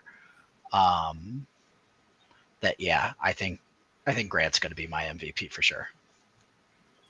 Yeah, well, I'll pick Lewis, but I'll give an honorable mention to Hellfire. I think like Zach is getting a lot better. He was very like one-dimensional just a few years back, and had a lot of like fixed ideas and stuff when he played, but he is getting so much better like over the course of these few years. No honorable mentions here. I am going to say Hellfire through and through. He was the player that. How did that happen? He was the player that, like, yeah, really expanded my worldview when I first versed him in that like garage. His control over the gun and his body was absolutely mind blowing, and I think he's a really good encapsulation of the modern US style of just that crazy, these crazy phaser holds and being able to do these insane trick shots to other people that hit reliably for him, and his switch holds were immaculate. He could move really well. He had these awesome dashes. You could really feel his presence when he was in a base, for example. It would be locked down, and it would be very much his base, and he'd be a huge force to try to crack out. And yeah, his game is so beautiful to watch. Like genuinely, watch this guy play lore if you're from another country, because the shots he hits and the way he like manipulates his dodges is amazing to watch. So that's going to be my pick. And with that, we are going to go on to 3rd place, which was going to be Coast to Coast, making finals and equaling their predictions. So take us away, guys. Too many players. Yes. One issue. Too many people hurt. Well, I guess at the end it helped out. I still think you had one too many players, at least. Your brother really hurting himself, messed up. But I think you guys just always have to play a million games, and I feel like every time you get to finals, you might have a strategy, but it's more like position playing, and not really getting in the middle of it. I could be wrong, but that's how I feel when I'm in there. I always feel like that you guys know your positions, but you're so tired that you guys are resigned to position play at that point. It definitely felt like that this time. And not my brother is a lot of that offensive go that we have. So I think everyone was kind of used to having that. I think that was a lot of the trouble we had early on, especially was everyone was expecting that to come from somewhere else, and then it just never came. Yeah. And there was a lot of. I mean, we've played with Psycho before. Hadn't played with Nocturne before. But there was a little. I think everyone was worried going in that there was going to be too many Chiefs, not enough Indians, and then that turned into everybody sitting there going, "What are we doing? What are we doing? What are we doing?" It's like, "What do you mean? What am I doing? I'm shooting people. What do you mean? Right. We're fine." And then once people started to be more sure of themselves in calls, I think is when we started to do better. But I agree with you. A lot of the rotations within also caused issues. It felt very rarely like we could always have a full team meeting as well. Because there was something going on somewhere or another that would draw somebody else's attention, whether it was captain stuff or Invalid had to go do something, or all these different pieces, or worrying about Chris. I think it was hectic. I'm glad we pulled it out. I don't know if I'd say we deserved it. Probably didn't, but yeah, it was definitely an experience. Yeah, I think you guys were really interesting to watch. I never know what you guys are gonna do in the arena, so I just kind of wait for it to happen. But I think also picking up Psycho and Nocturne were just good picks all around. Psycho obviously showed that by putting in the work that he did, and I don't think I've ever seen Scooby or Ballistic play. So I know that during the System D game that we played against you guys, I just was sitting and kicking back, chatting with them, but super cool guys. So I know that you guys played for quite some time together. So just that team chemistry together kind of helped you guys propel where you did.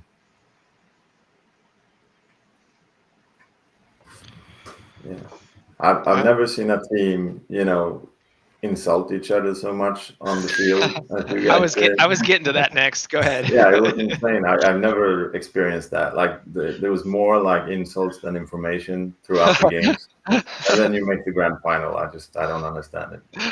Good on you. Yeah, I think that's appropriate too, because it seemed like someone would say, I got this guy here the whole time, or you're supposed to be over here. Well, if you just got hit 5 times, then just leave that position and fall back to your team if you're alone. And it just seemed like there was some. I experienced game mastering and other stuff, a lot of little bitch sessions that just didn't need to happen. It's like, okay, maybe someone should be there, but you don't need to be there. You're getting killed. Just fall back to where the rest of your team is, in Elims and everywhere else. So I think that was happening a lot of frustration, because people were so passionate and wanted a certain way to work out, but sometimes it doesn't. You got to go with the rest of your team. Can we point to many specific structural things, strengths and weaknesses of this team? Like, I think the strengths are really interesting to talk about. Like, how did they pull through and get to finals? I would say that Coast to Coast reached where they like 3rd place because, pack on pack, really strong. Like they got Psycho, Invalid's pretty smart player, Archangel's good, Monster's good. Like so, if you just compare like player to player, I mean, being in the grand final, that's nothing weird at all. So I suppose like it's when you are that strong and you have a little problems with the the structure of the game. It's easy to just fall back on like, okay, let's just go smash the other team, pack on pack. So it feels like that was the strength, but it's also like a problem when you have that out, then you don't really have to build stuff. Yeah, I think I'll go on top with the communication stuff, just bitching at each other. I noticed there was one game that I had with them where I think all 5 of them dumped to our base, and I think it was Nocturne that was just screaming, "There's 5 of us here against 3. Like, why are we not in?" So just like situational things like that tend to add up. So, but yeah, other than that, all great pack play for sure.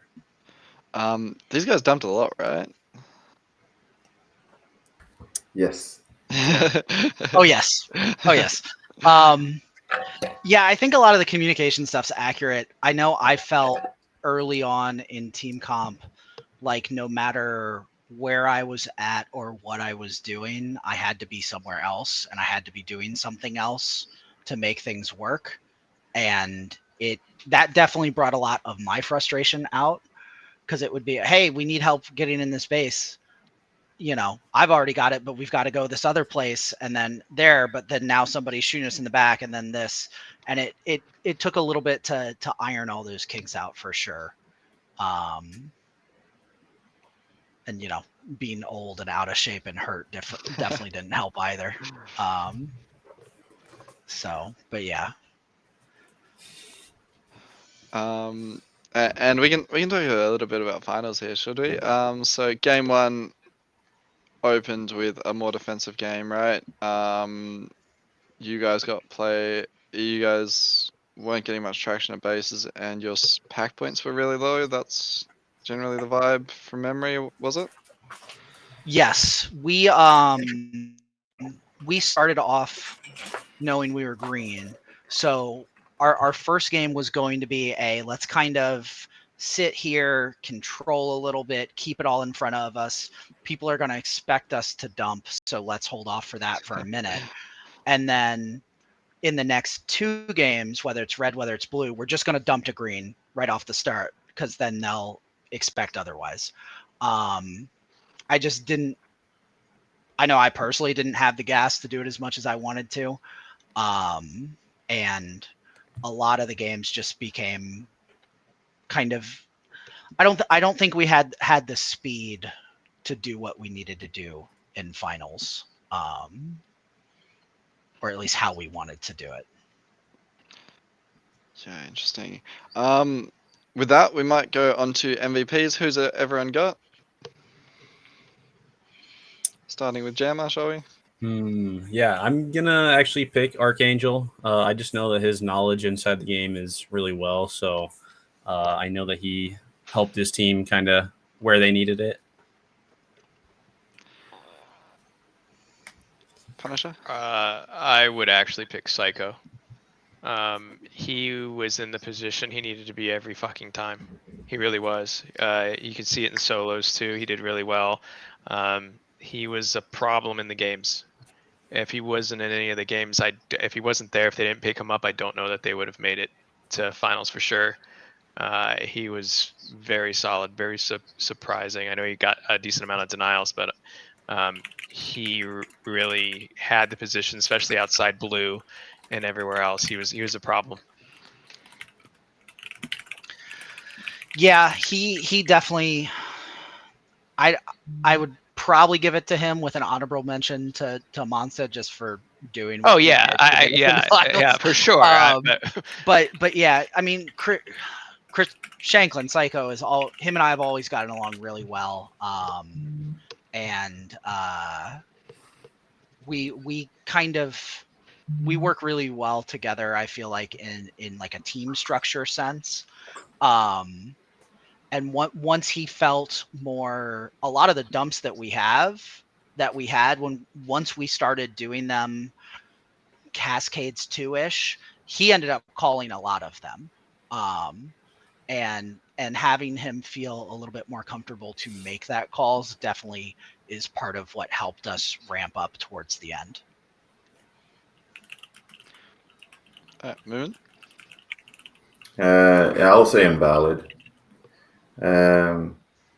Invalid did like a really good tournament, and Monster also, of course, like a really strong player, but he was like injured and went out a bit early. But I'll say Invalid. He plays really smart, and also have to mention Psycho. But that's more of a lore. Like for some reason, we end up in the same lore group wherever we go. Doesn't matter if it's Worlds or if it's in Sweden or if it's America. Like we always play each other over and over again. And he always wins, except for in the Ascension. I'm gonna shout out Scooby to begin with, just because for me he was like the one shooting me the most on this team, and the one that I had to keep the strongest tabs on personally. But if I had to pick like an MVP overall of like an overall oppressive force of the game, it felt like Psycho. Psycho was the one in our team chats would be like, okay, Psycho's gonna be here. We need to neutralize him by doing this, because if he's left uncontested, he's really, really good, especially at winning those 1v1s, and he'll just start sniping us for days if he's just left in these really powerful positions, which he kept on playing. So for me, Psycho was the most oppressive force of this team that we had to think about neutralizing, kind of thing. But yes, he made it very hard to do that because it's very good pack on pack. So that's going to be coast to coast there, I think. Now we move on to game time. Down 1 from predictions and an insane team to verse. It was a bloody honor. So take us away, guys. So I don't believe this stat. I just don't believe the stats are right. To be honest, I just don't. Like, so every game I played in the finals aren't there in this. Finals right? out here, yeah. That makes more sense. I was gonna say, because I know I got 2 bases every game I played. Yeah.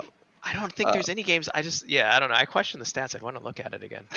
But besides that, well, sorry, real quick. I will be linking the full ladder in probably the LSA post I just put out.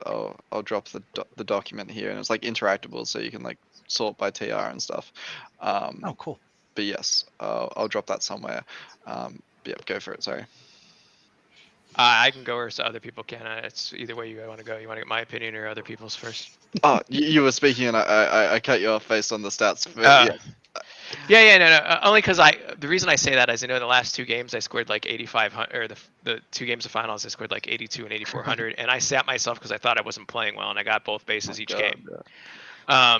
So there's multiple things that I would say here. One, I tried to get out a day earlier, and my daughter got sick, so I didn't get out till, which is always bad if you ask my team. I basically flew there at 5 in the morning. I got on a plane here, flew there, and immediately when I got off the plane, went and played LOR. I always need to get there a day earlier to have some thought time. There was no thought time. We didn't come up with strategies because we're all busy in life. We just played the game on the merits for the first day. We came up with a strategy, finally, which ended up working. I split Skywalker and Odin up, put Snoopy in with Skywalker. It could have been me or Snoopy. Our strategy for Valhalla and you guys was dead on. We would have been fine there. The thing that I feel really screwed us was the finals, and this is my fault, being so fast because we had to get on planes. Not having the 5 minutes in between the first game and second game and third game really hurt us. From this standpoint, right? I can tell you right after the first game, we would have talked. I would have known who didn't play well because I would have asked. And these people, people weren't speaking up like they should have. I would have known, and immediately finals would have changed. We would have started going pack on pack instead. You can see our attack ratios. We wouldn't have played that way with Valhalla, but with Coast to Coast in, we would have started going just full out effort bases because we know no one can tag ratio as good as us, team on team. So we would have swapped out to that second game probably. I'm not saying that would have made the difference or not. In my mind it would, but it doesn't matter. It was still really solid teams. I don't want to take anyone away from you, and you guys deserve the win. You won. Nothing against that. Another thing that hurt us was losing Daniel. Going into this tournament, we lost him a couple weeks, like 3.5 weeks before.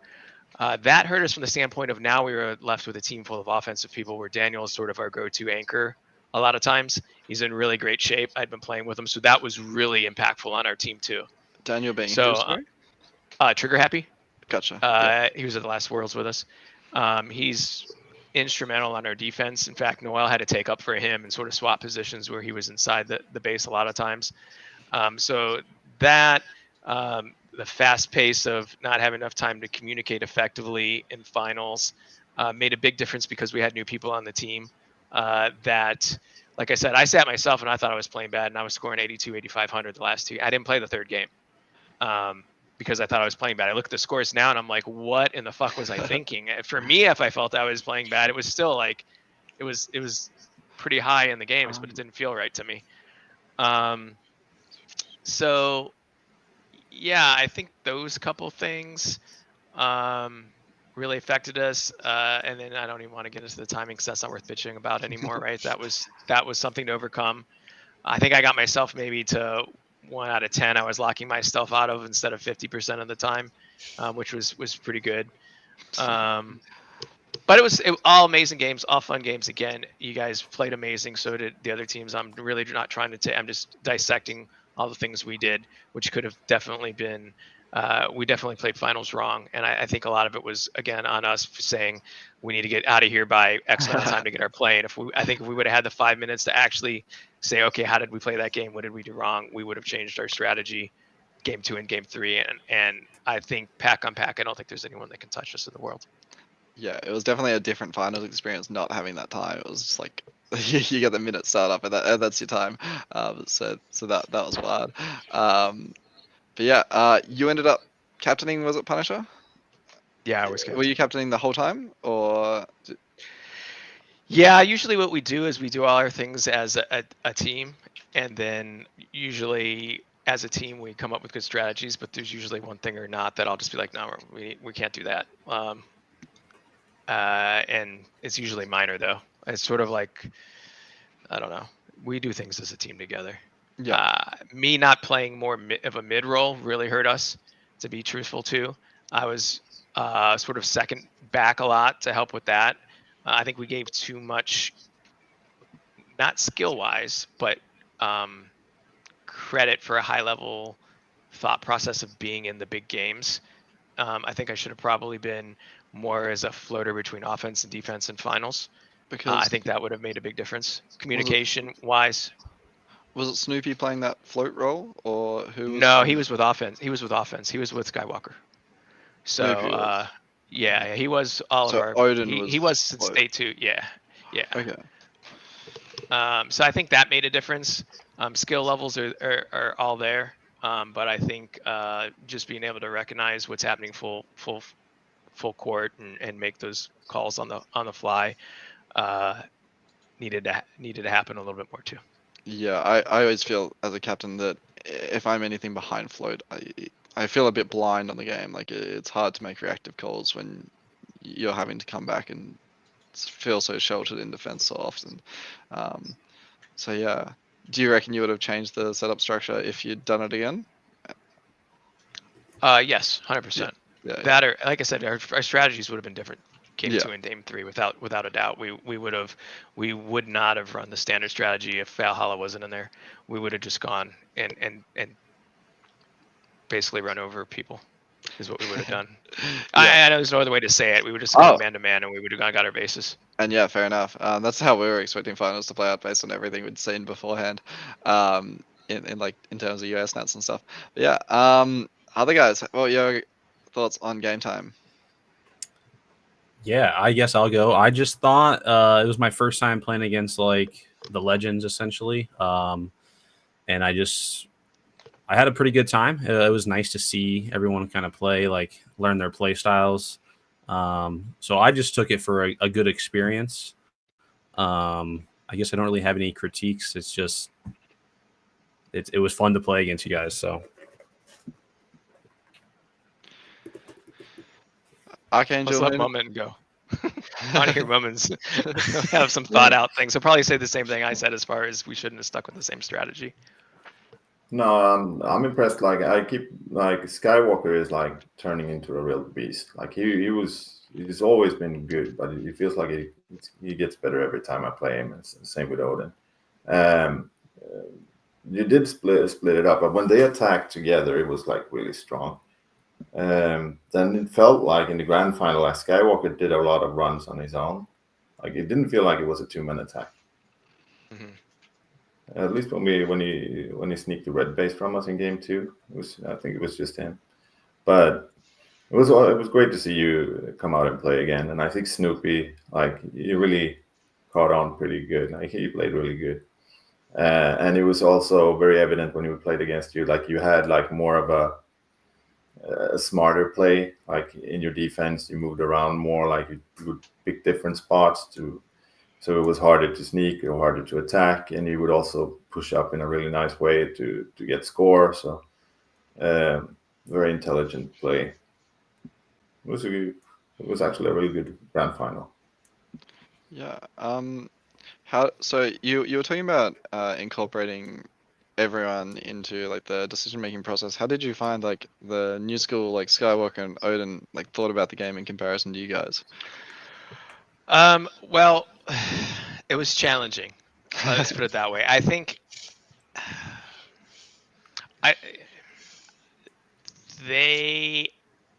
Skywalker added the color of saying how a base should be taken and what spots were strong and not. But you really sort of, I think it's, again, we haven't played with them before. I think on both sides, I think he was being a little a little timid and just saying, "Hey, here's what I think." But if you cornered him and said, "Like, all right, how do you envision this should work?" Right? You could get the answer out. I'm saying with the elims, man, I really had to like.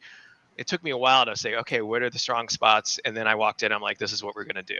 But elims, I always do this between me and Noel. We always do the strategies. But so it was hard to corner out of them what their thoughts were. And then I think we, as a team, gave Odin and him too much of a wide berth on just going out. I think we should have done our normal thing instead of just saying we're going to play the game on its merits. And that's what we did. We hadn't played in like 8 years. Not a bad thing. We played the game on its merits instead of, if we go, like, I guess is the best way to say it. Anyone that's played us in another country, luckily we haven't lost in another country, right? But at that point, we are also all like fucking focused. We're looking at strategies. We have like 7 different plans. We know who's doing what. There was none of that in here, right? So it's sort of like we gave each other way too much leeway instead of me just getting in the center and saying, no, fuck that. We're gonna try different things. We're gonna do different things, and we're gonna swap it up. Instead, we just sort of didn't do anything for the first day and a half, and then we tightened it up and we got it to where it needed to be. In fact, I think we finally tightened it up the first time we played you guys in Cascades, maybe, is when we finally actually got our shit together. We actually had a real strategy. That's when Snoopy first went out with Skywalker, and we started doing some other things.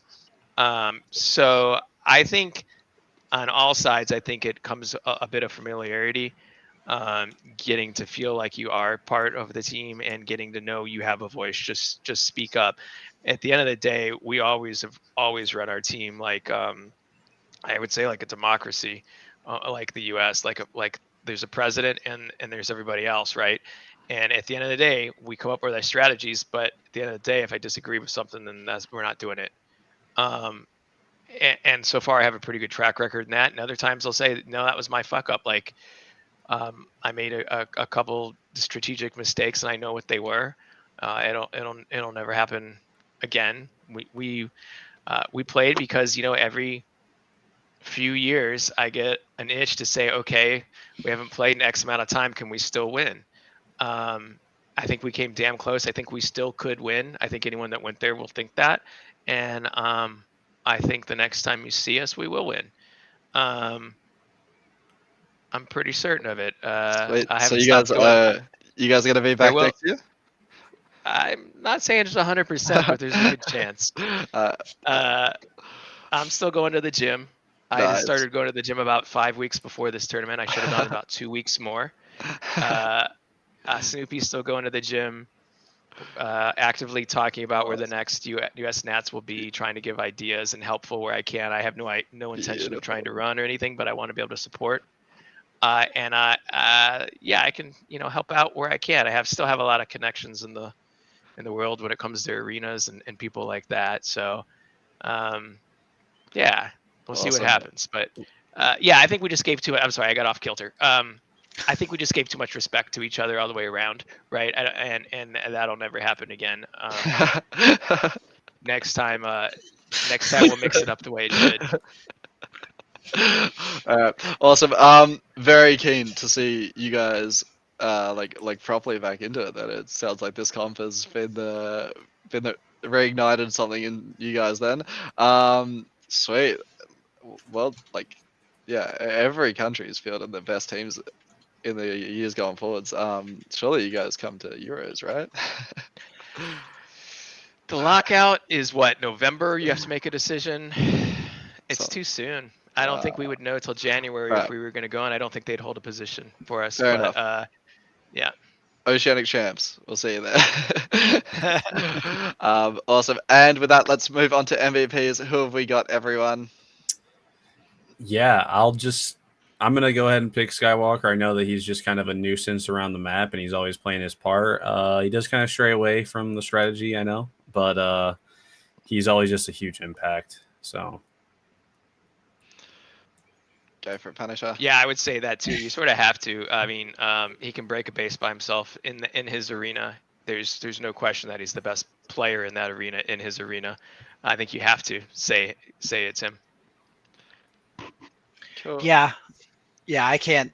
Yeah, it's really hard to disagree with Skywalker. I do want to give an honorable mention to Noel, to Slick, just because he played his ass off in defense there, and it was really impressive to see him back in a base and defending again. But yeah, Luke's just absolutely insane. So yeah, he's definitely my MVP for sure. Go Yeah. for it, Mumin. Yeah, it's Skywalker. He is probably the best American player right now. Not Yep. much else to add. Cool. I do want to. I think I'll go Skywalker objectively. But like Odin to me, he blew me away with how fresh he clearly was, but how technically skilled he was, and his attitude to the game of like really trying super hard to learn. He was super quick. He was picking up on everything. He's like, oh, that's how you guys do this. I'm going to try and incorporate it to my game like this. And he was such a strong force in the maze. Like really had to keep tabs on both him and Skywalker. Is what it felt like for my game. I was just like, okay, where are those two in the maze at any point in time? So like again, those two were like so cool to see the modern US style of like the super technical stuff and the speed they bring.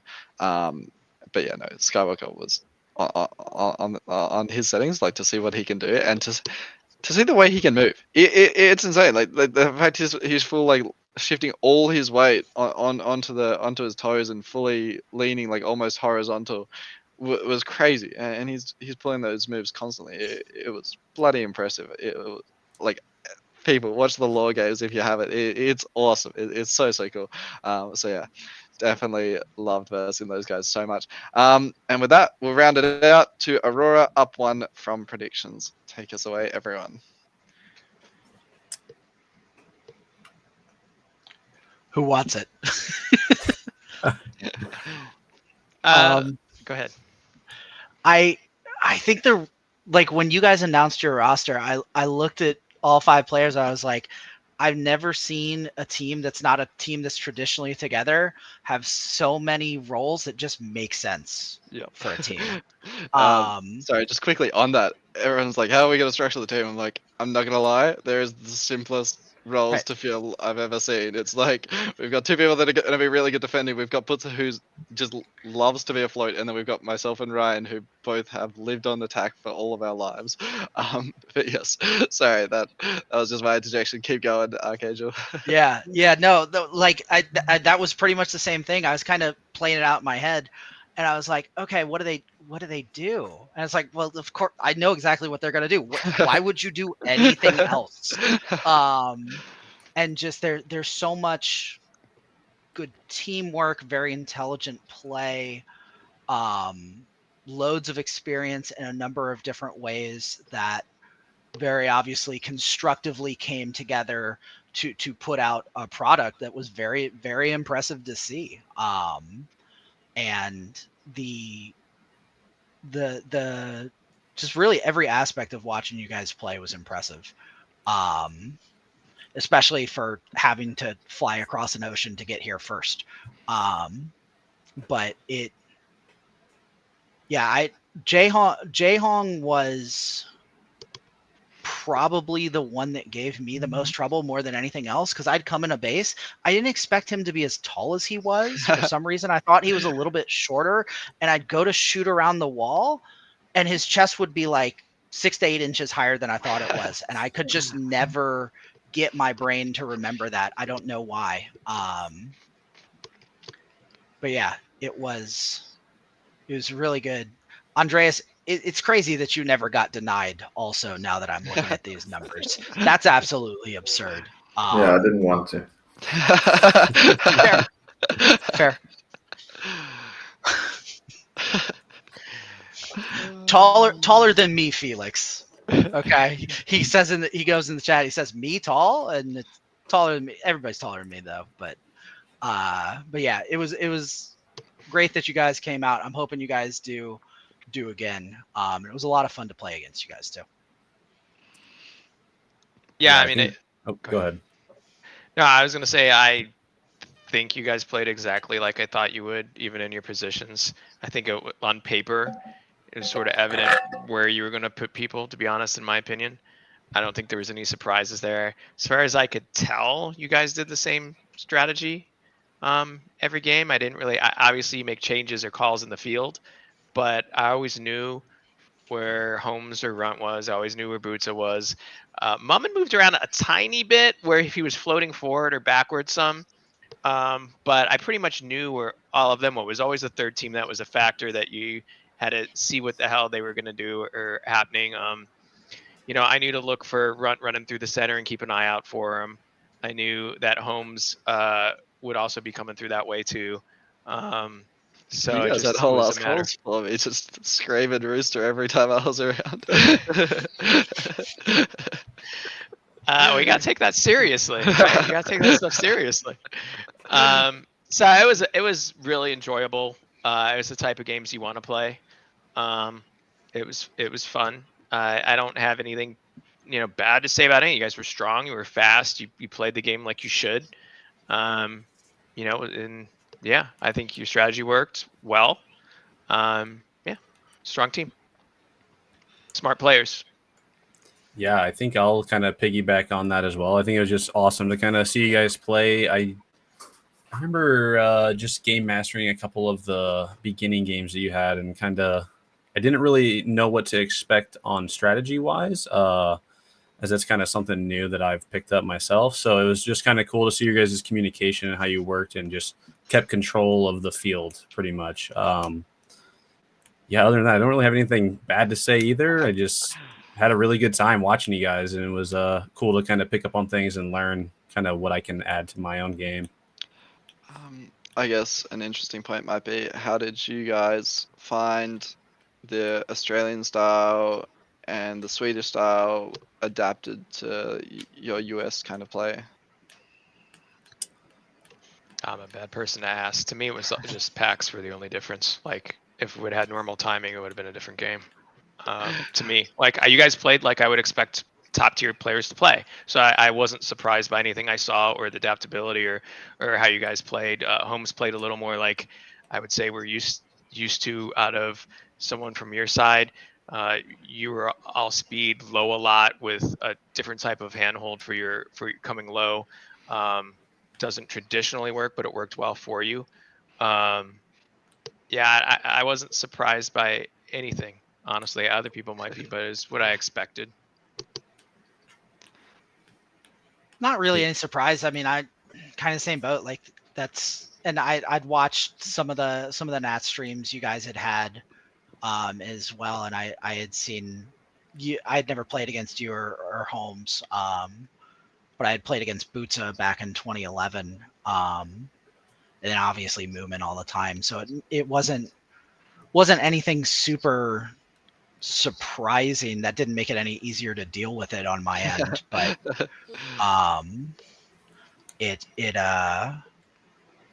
yeah, it was it really just kind of made sense what you were going to do. It was just a matter of being able to stop it. Yeah. I guess there's something I will say too, and this isn't necessarily in regards to your team. It would have been nice to know some of the other things with these packs that we didn't know going before we got here.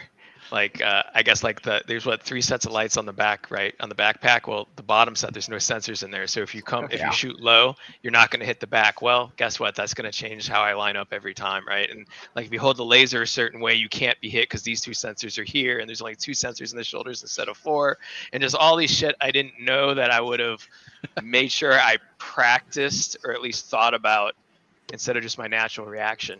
That makes a difference, and packs make a difference. The tech was in your team. Yeah, I know. That's how much. I think he, which is funny. Well, no, that's true. And he was just like, "Hey, when you get here, I'll let you sit down with a pack." But the fact of the matter was, fucking LOR went to like 11 or 12, and I was like, "Fucking, I'm going to sleep." Or it wasn't 11 or 12, but it was, I could have stayed up. I could have spent the time that night. Didn't, right? I think he even mentioned, "Hey, these are a little different," but it was just like, "Oh, I'm sure."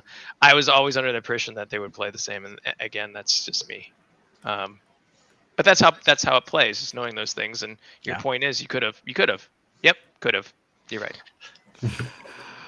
Okay. Yeah, I remember talking about like Helios 2 because we don't have that, but we got it now, like just a month ago to Sweden, or this timing. We don't really have that in Europe, like yet. But I talked a lot to Mopar when we were in Australia, and he said like, okay, so Nexus is more like a V4, and Helios 2 plays a lot like V5, and that really helped me a lot. So I told I don't think it Bambi does. to switch to the V5 timing, don't do the V4 timing, like because Nexus you shoot much earlier than you did in the old V5s, and you had to wait a little longer. And you do that with these packs, and it works more or less the same. Yeah, the invol was a surprise too. That was never mentioned until we got there. As far as stuns go, that was a huge factor in games. We were able to get that removed previously by Australia and for Nexus, because there used to be an invol on stuns and it was removed. And now it still exists in H2. Is that the initial stun?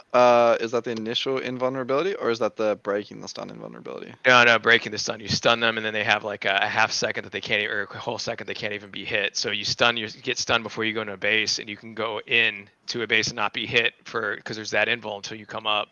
They got that removed in Australia, did they? They did in Nexus. I'm just saying it could have been removed. I don't know why it hasn't been removed, because it used to be there in Nexus as well. Because we had it removed in Nexus, but it's here, and it makes a difference on how you break bases and how you hit people. It's harder to stop people from coming in because of that stun invol, because there's such long corridors. You would take the stun invol because if you're fast, you'll get in there, and then you can dodge more and get up out of it potentially and hit someone, where if the invol's not there, it's way easier to keep people down or get them. Because I was having this exact conversation with my guys who played Worlds 2014, and they're like, "No, it wasn't a thing on Nexus." I'm like, "No, it was. I on our packs we had sunblock on Nexus, so they removed it specifically on the Sunny Coast packs for Worlds, did they?" I don't remember if it was removed at that Worlds, but it was removed. I remember one of the Bailey's Nats we had evol, and then like a patch came out right before one of the Bailey's Nats, or right before Worlds, that removed it. It was removed. That's fascinating. For sure. Yeah, it was, I think, between the first and second Bailey's Nats, I want to say. Yeah. Because I remember the flashing looked different too. After that, it was it was glorious when they removed it. Yeah. Although on hindsight, because of how bad that base is at red, it might have been nice to have that invol to get in there. Yeah, it was something for our team especially to learn, because like we don't play with the stuns in Australia, right? So not only were we learning stuns, but we were learning about how to actually use this stun block, which everyone else in the world has been practicing for ages. So that was really fun, and we were like kind of treating it as like a new skill to learn. And it's like, oh my god, you can't shoot people here, so you got to re-black pack them like this. It was really fun to us. And I think that was a lot of the team's strength, is that we had such an open mind, and we were just going, oh, new stuff. This is new to us. Let's try and learn how to play around it. Yeah, you have to have that though. Like anytime you go, like when we went to Australia, I didn't bitch about anything. I had a great time. We had 2 people on our team before Worlds, when we went way back with 2-shot. People on our team that were bitching the whole time, and they're not on our team anymore. And after that, we all had fun. Right, it's awesome. Okay, let's go on to MVPs, shall we? Who have we got? I mean, I think you have to go, in my opinion, with you because you were being the disruptor, making calls. I think that would have been it would have had a hard time without having that disruptor who's that fast that could had that link with Holmes to be able to say, make those calls or get back in time too. It was pretty huge for your team. It would have had a tough time without you, in my opinion. And I have to give you the credit for that. I don't know they could have picked up that many other players that, if any, that could have effectively done what you did. Interesting. Yeah, I appreciate that a lot because that's a really unique take that I've never heard before. Thank you. Yeah, I think I have to double down with that as well. Just the impact that you have at the front line of the game is way different than most people. So Yeah, that's probably the easiest triple down I've ever had. It's a different aspect that you bring to the game, and we were talking about something setup wise like a month before the tournament, and you pointed out something like super quick when we were talking, and I had to pause for a second. I was like, oh, he's going to be a problem. Most people wouldn't point that out that quick. So I think the speed at which you could play, and then yes, that's what it was. Yeah. What was that? Sorry. And then it was something with one of the grids. Yeah. Oh. And there was just a lot of information in front of it. It was when the bottom team didn't have that third pass through the series, and you being able to take in all that information real quick and then point out this one big deal to that team, but not necessarily everyone would have seen it. That I was sitting there and I was like, yeah, this is going to be a problem. So yeah, definitely you as well. Yeah, like Runt easily because it's a very special position. It's almost like a Skywalker position, and not many players can play that role. I also like to give a shout out to Jae Hong, doing that disciplined, staying in the back, making sure enabling us to play the game that we do. We were team destroyer from Germany. They do the same. They have this guy Jonas. They just stick him in inside the base, and then they just all push out, and that's just what we could do with him in the back. So yeah, but Runt, yeah, for sure. This team, every single one of you guys brought so much to the table. Everyone had such a clear, defined role, and everyone excelled so well at it. So it is hard to pick, but for me, it was the first time I got to play on a team with Holmes. Yeah, he was going a hell of a lot faster than I was, and playing with his speed and his very different style of gameplay to mine. To us, we probably just look like Australians, but to me, he's always up here and playing shooting with his finger and stuff, and his paneling's an entirely different style to mine. So to me, we have very different strengths and play styles, and being able to work off that was really rewarding. And he excelled at a lot of things where some of our team wouldn't, for example. So he ended up being the one we sat in blue, and then we got Mumin out into the field for our blue games. So we got to do something different there, which was fun. But yeah, playing with Holmes was an absolute pleasure, and yeah, the team as well. But that is pretty much going to wrap it up. Any closing notes, anyone? Got a few things. Yeah, for sure. One, I just want to say how amazing Paige, Emily, and Bob did. I want to give them all the credit in the world. They did awesome. Appreciate it. It's always a thoughtless thing, being at the front counter or having direct people, and everyone did awesome job on that. I think we got a lot of things to potentially look at in the future, but I think we'll get it back to where it should be, as far as U.S. nationals, game mastering actually existing, things like that. I would mind if we have a couple minutes just to talk about what I don't want to talk about strategy or go through every team, but just what the thoughts were on Elim and if people enjoyed it. Because I have some notes. Like at the beginning of before Elim's even started, Invalid's thing was all like it's slow, there's no sweeps, and I was just like, it's not the way Elim should be played. There's going to be, I guarantee we're going to sweep once, and we did, and you guys did in finals too, right? Yeah. So I don't know if it's when those top tiers aren't there, it falls down to just a stagnant play or what, but our goal is always to sweep. So it's never going to be too stagnant. And I just want to see if everyone enjoyed it. If they had any critiques just of the elims or what the thoughts were. Cause it's always my favorite game at any tournament is I love playing elims. So. I mean, yeah, I guess I'll. Oh, no, you can go ahead. You go. Okay. I've played Elim quite a lot at Fort Wayne, so I think that it plays pretty well. I don't mind it.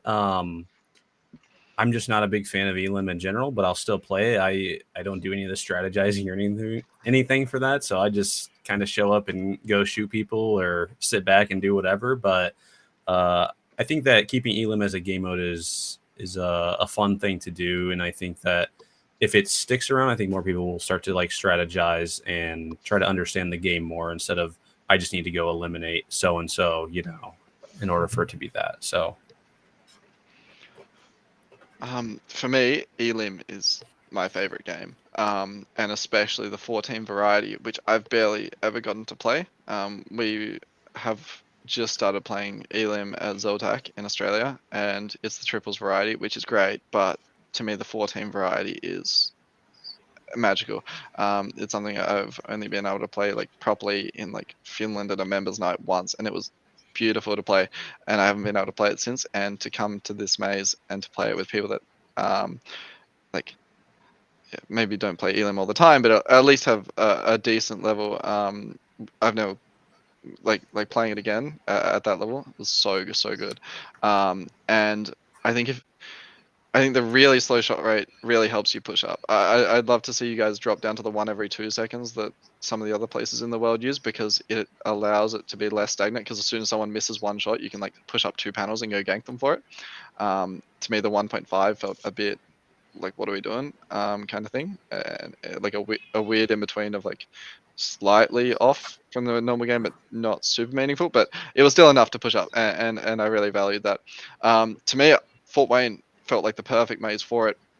When I got the maze map and I was like talking about the Elim strats, we were like drawing out 4 distinct zones, each with like minimum viable positions and then like push positions and then like maze control further from that. So we felt like there were 4 really clear zones where you could put a team in each and it would all be viable.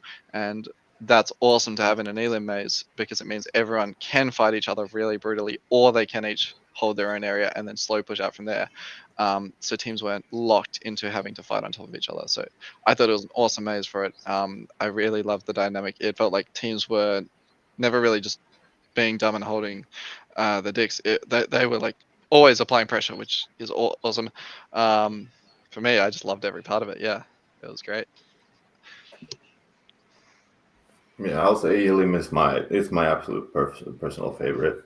I like it the most, but the problem with Elim is usually that you run a very short event. Like that's always the problems with side events. They are usually way too short. There's no time for teams to sort of build up the strategy and stuff like that. So, but regarding the one shot every 2 seconds, that varies a lot. Like Germany and Sweden does that. Finland does 1 shot per second, and then America changes a little bit, but commonly 1.5. Yeah, I have a different take on it, so it's interesting that you guys like that. I don't dislike it. I think the stun should be 4 seconds instead of 3, and I like 1 shot better. The reason I like 1 shot better is because honestly, it's not very often we lose an Elim, and I'm used to 2 teams starting on me, and at 1.5 seconds, like in one game, and if 1.5 seconds a shot, there's no chance it'd be very hard to take 2 teams at 1.5. At 1 you can, but at 1.5 we didn't see that here, honestly, because there were more. And maybe it's just because it's not the same game. There used to be a lot more dicks in the U.S. So I'd expect 2 or 3 teams to start on us 1 game of finals. And at that settings, there's no way logically I could say stay where we're going, stay here and face off against 2 teams anymore. If it was 1 shot, I'd say yes. we'd win. 1.5, I don't think we can. So I personally think stuns should just be 4 seconds, one shot. You can still move up the same because you're supposed to be working as a team anyways. It shouldn't be a mindset of I can take someone one-on-one and go move up the panel. You should be working as a team anyways. And this is just my take anyways. I like playing any Elim. I had a blast playing it, right? I like 3 teams instead of 4 as well, but that's just because I like to apply pressure the whole time and keep moving. You have to, in a 4-team game based on the arena, you're always going to have to face off with the team, probably take them out before you can press. Sort of annoying to me because you don't know what's happening on the other side potentially or how it's split. I'd rather just be well defined, but all of them are enjoyable. Not my preference, but don't get me wrong, I still had an amazing time playing it because I love Elim. Awesome. Anything else to discuss, guys, or how are we feeling? I don't feel like I have a good opinion because when I'm outside of Elim, I don't like it at all. When I'm actually in the game playing it, I enjoy myself. But I don't dislike it. It's just on the lesser liked end of events of mine. So it's interesting. Skywalker said it when it changed to 1.5. He thought I got boring and he stopped enjoying playing Elim to looking at the comments. I guess my last thing, and this is just a US thing that I want to point out. If anyone remembers, I did a write-up before the tournament saying it's possible you'll have the golden game before finals and it'll be the exact same thing. So why not give the bye? Exactly what happened at this tournament. Same 3 teams were in the golden game that were in finals. If we would have just given who was ever in first place the bye, we would end up the same and not had to waste the 45 minutes or 50 minutes. The color order preference would have been different. The color preference would have been different in what? You guys finished Cascade 2 on top, whereas we went. We did, and then we first. Yes, and we also deferred the colors to you, so you got to choose them. So it was like you were in first. Yeah. In a roundabout way, it might have been, but yeah, it does. I think it did. It could have made a difference. And more. I think it's just the point. Awesome. Yeah. Well, no, which is fine. I think it's just the point of the finals is going to end up the same as my point. Every time whoever's in first always ends up in finals. Yeah. Okay. Any thoughts on that for everyone, or wrapping it up there? All right, that's all good. Again, thank you guys so much for joining me. It was an awesome, this is such a crazy panel. This is so cool. We got people from so many different backgrounds and places and teams. Really awesome. Thank you everyone for watching, and thank you for getting amongst the chat, and especially again, thank you to those people running the comp. We really appreciate it, and we had just the best time. It was so good. So again, thank you everyone, and we will call it there. See ya. Yes, thanks for having us. Yeah, thank you.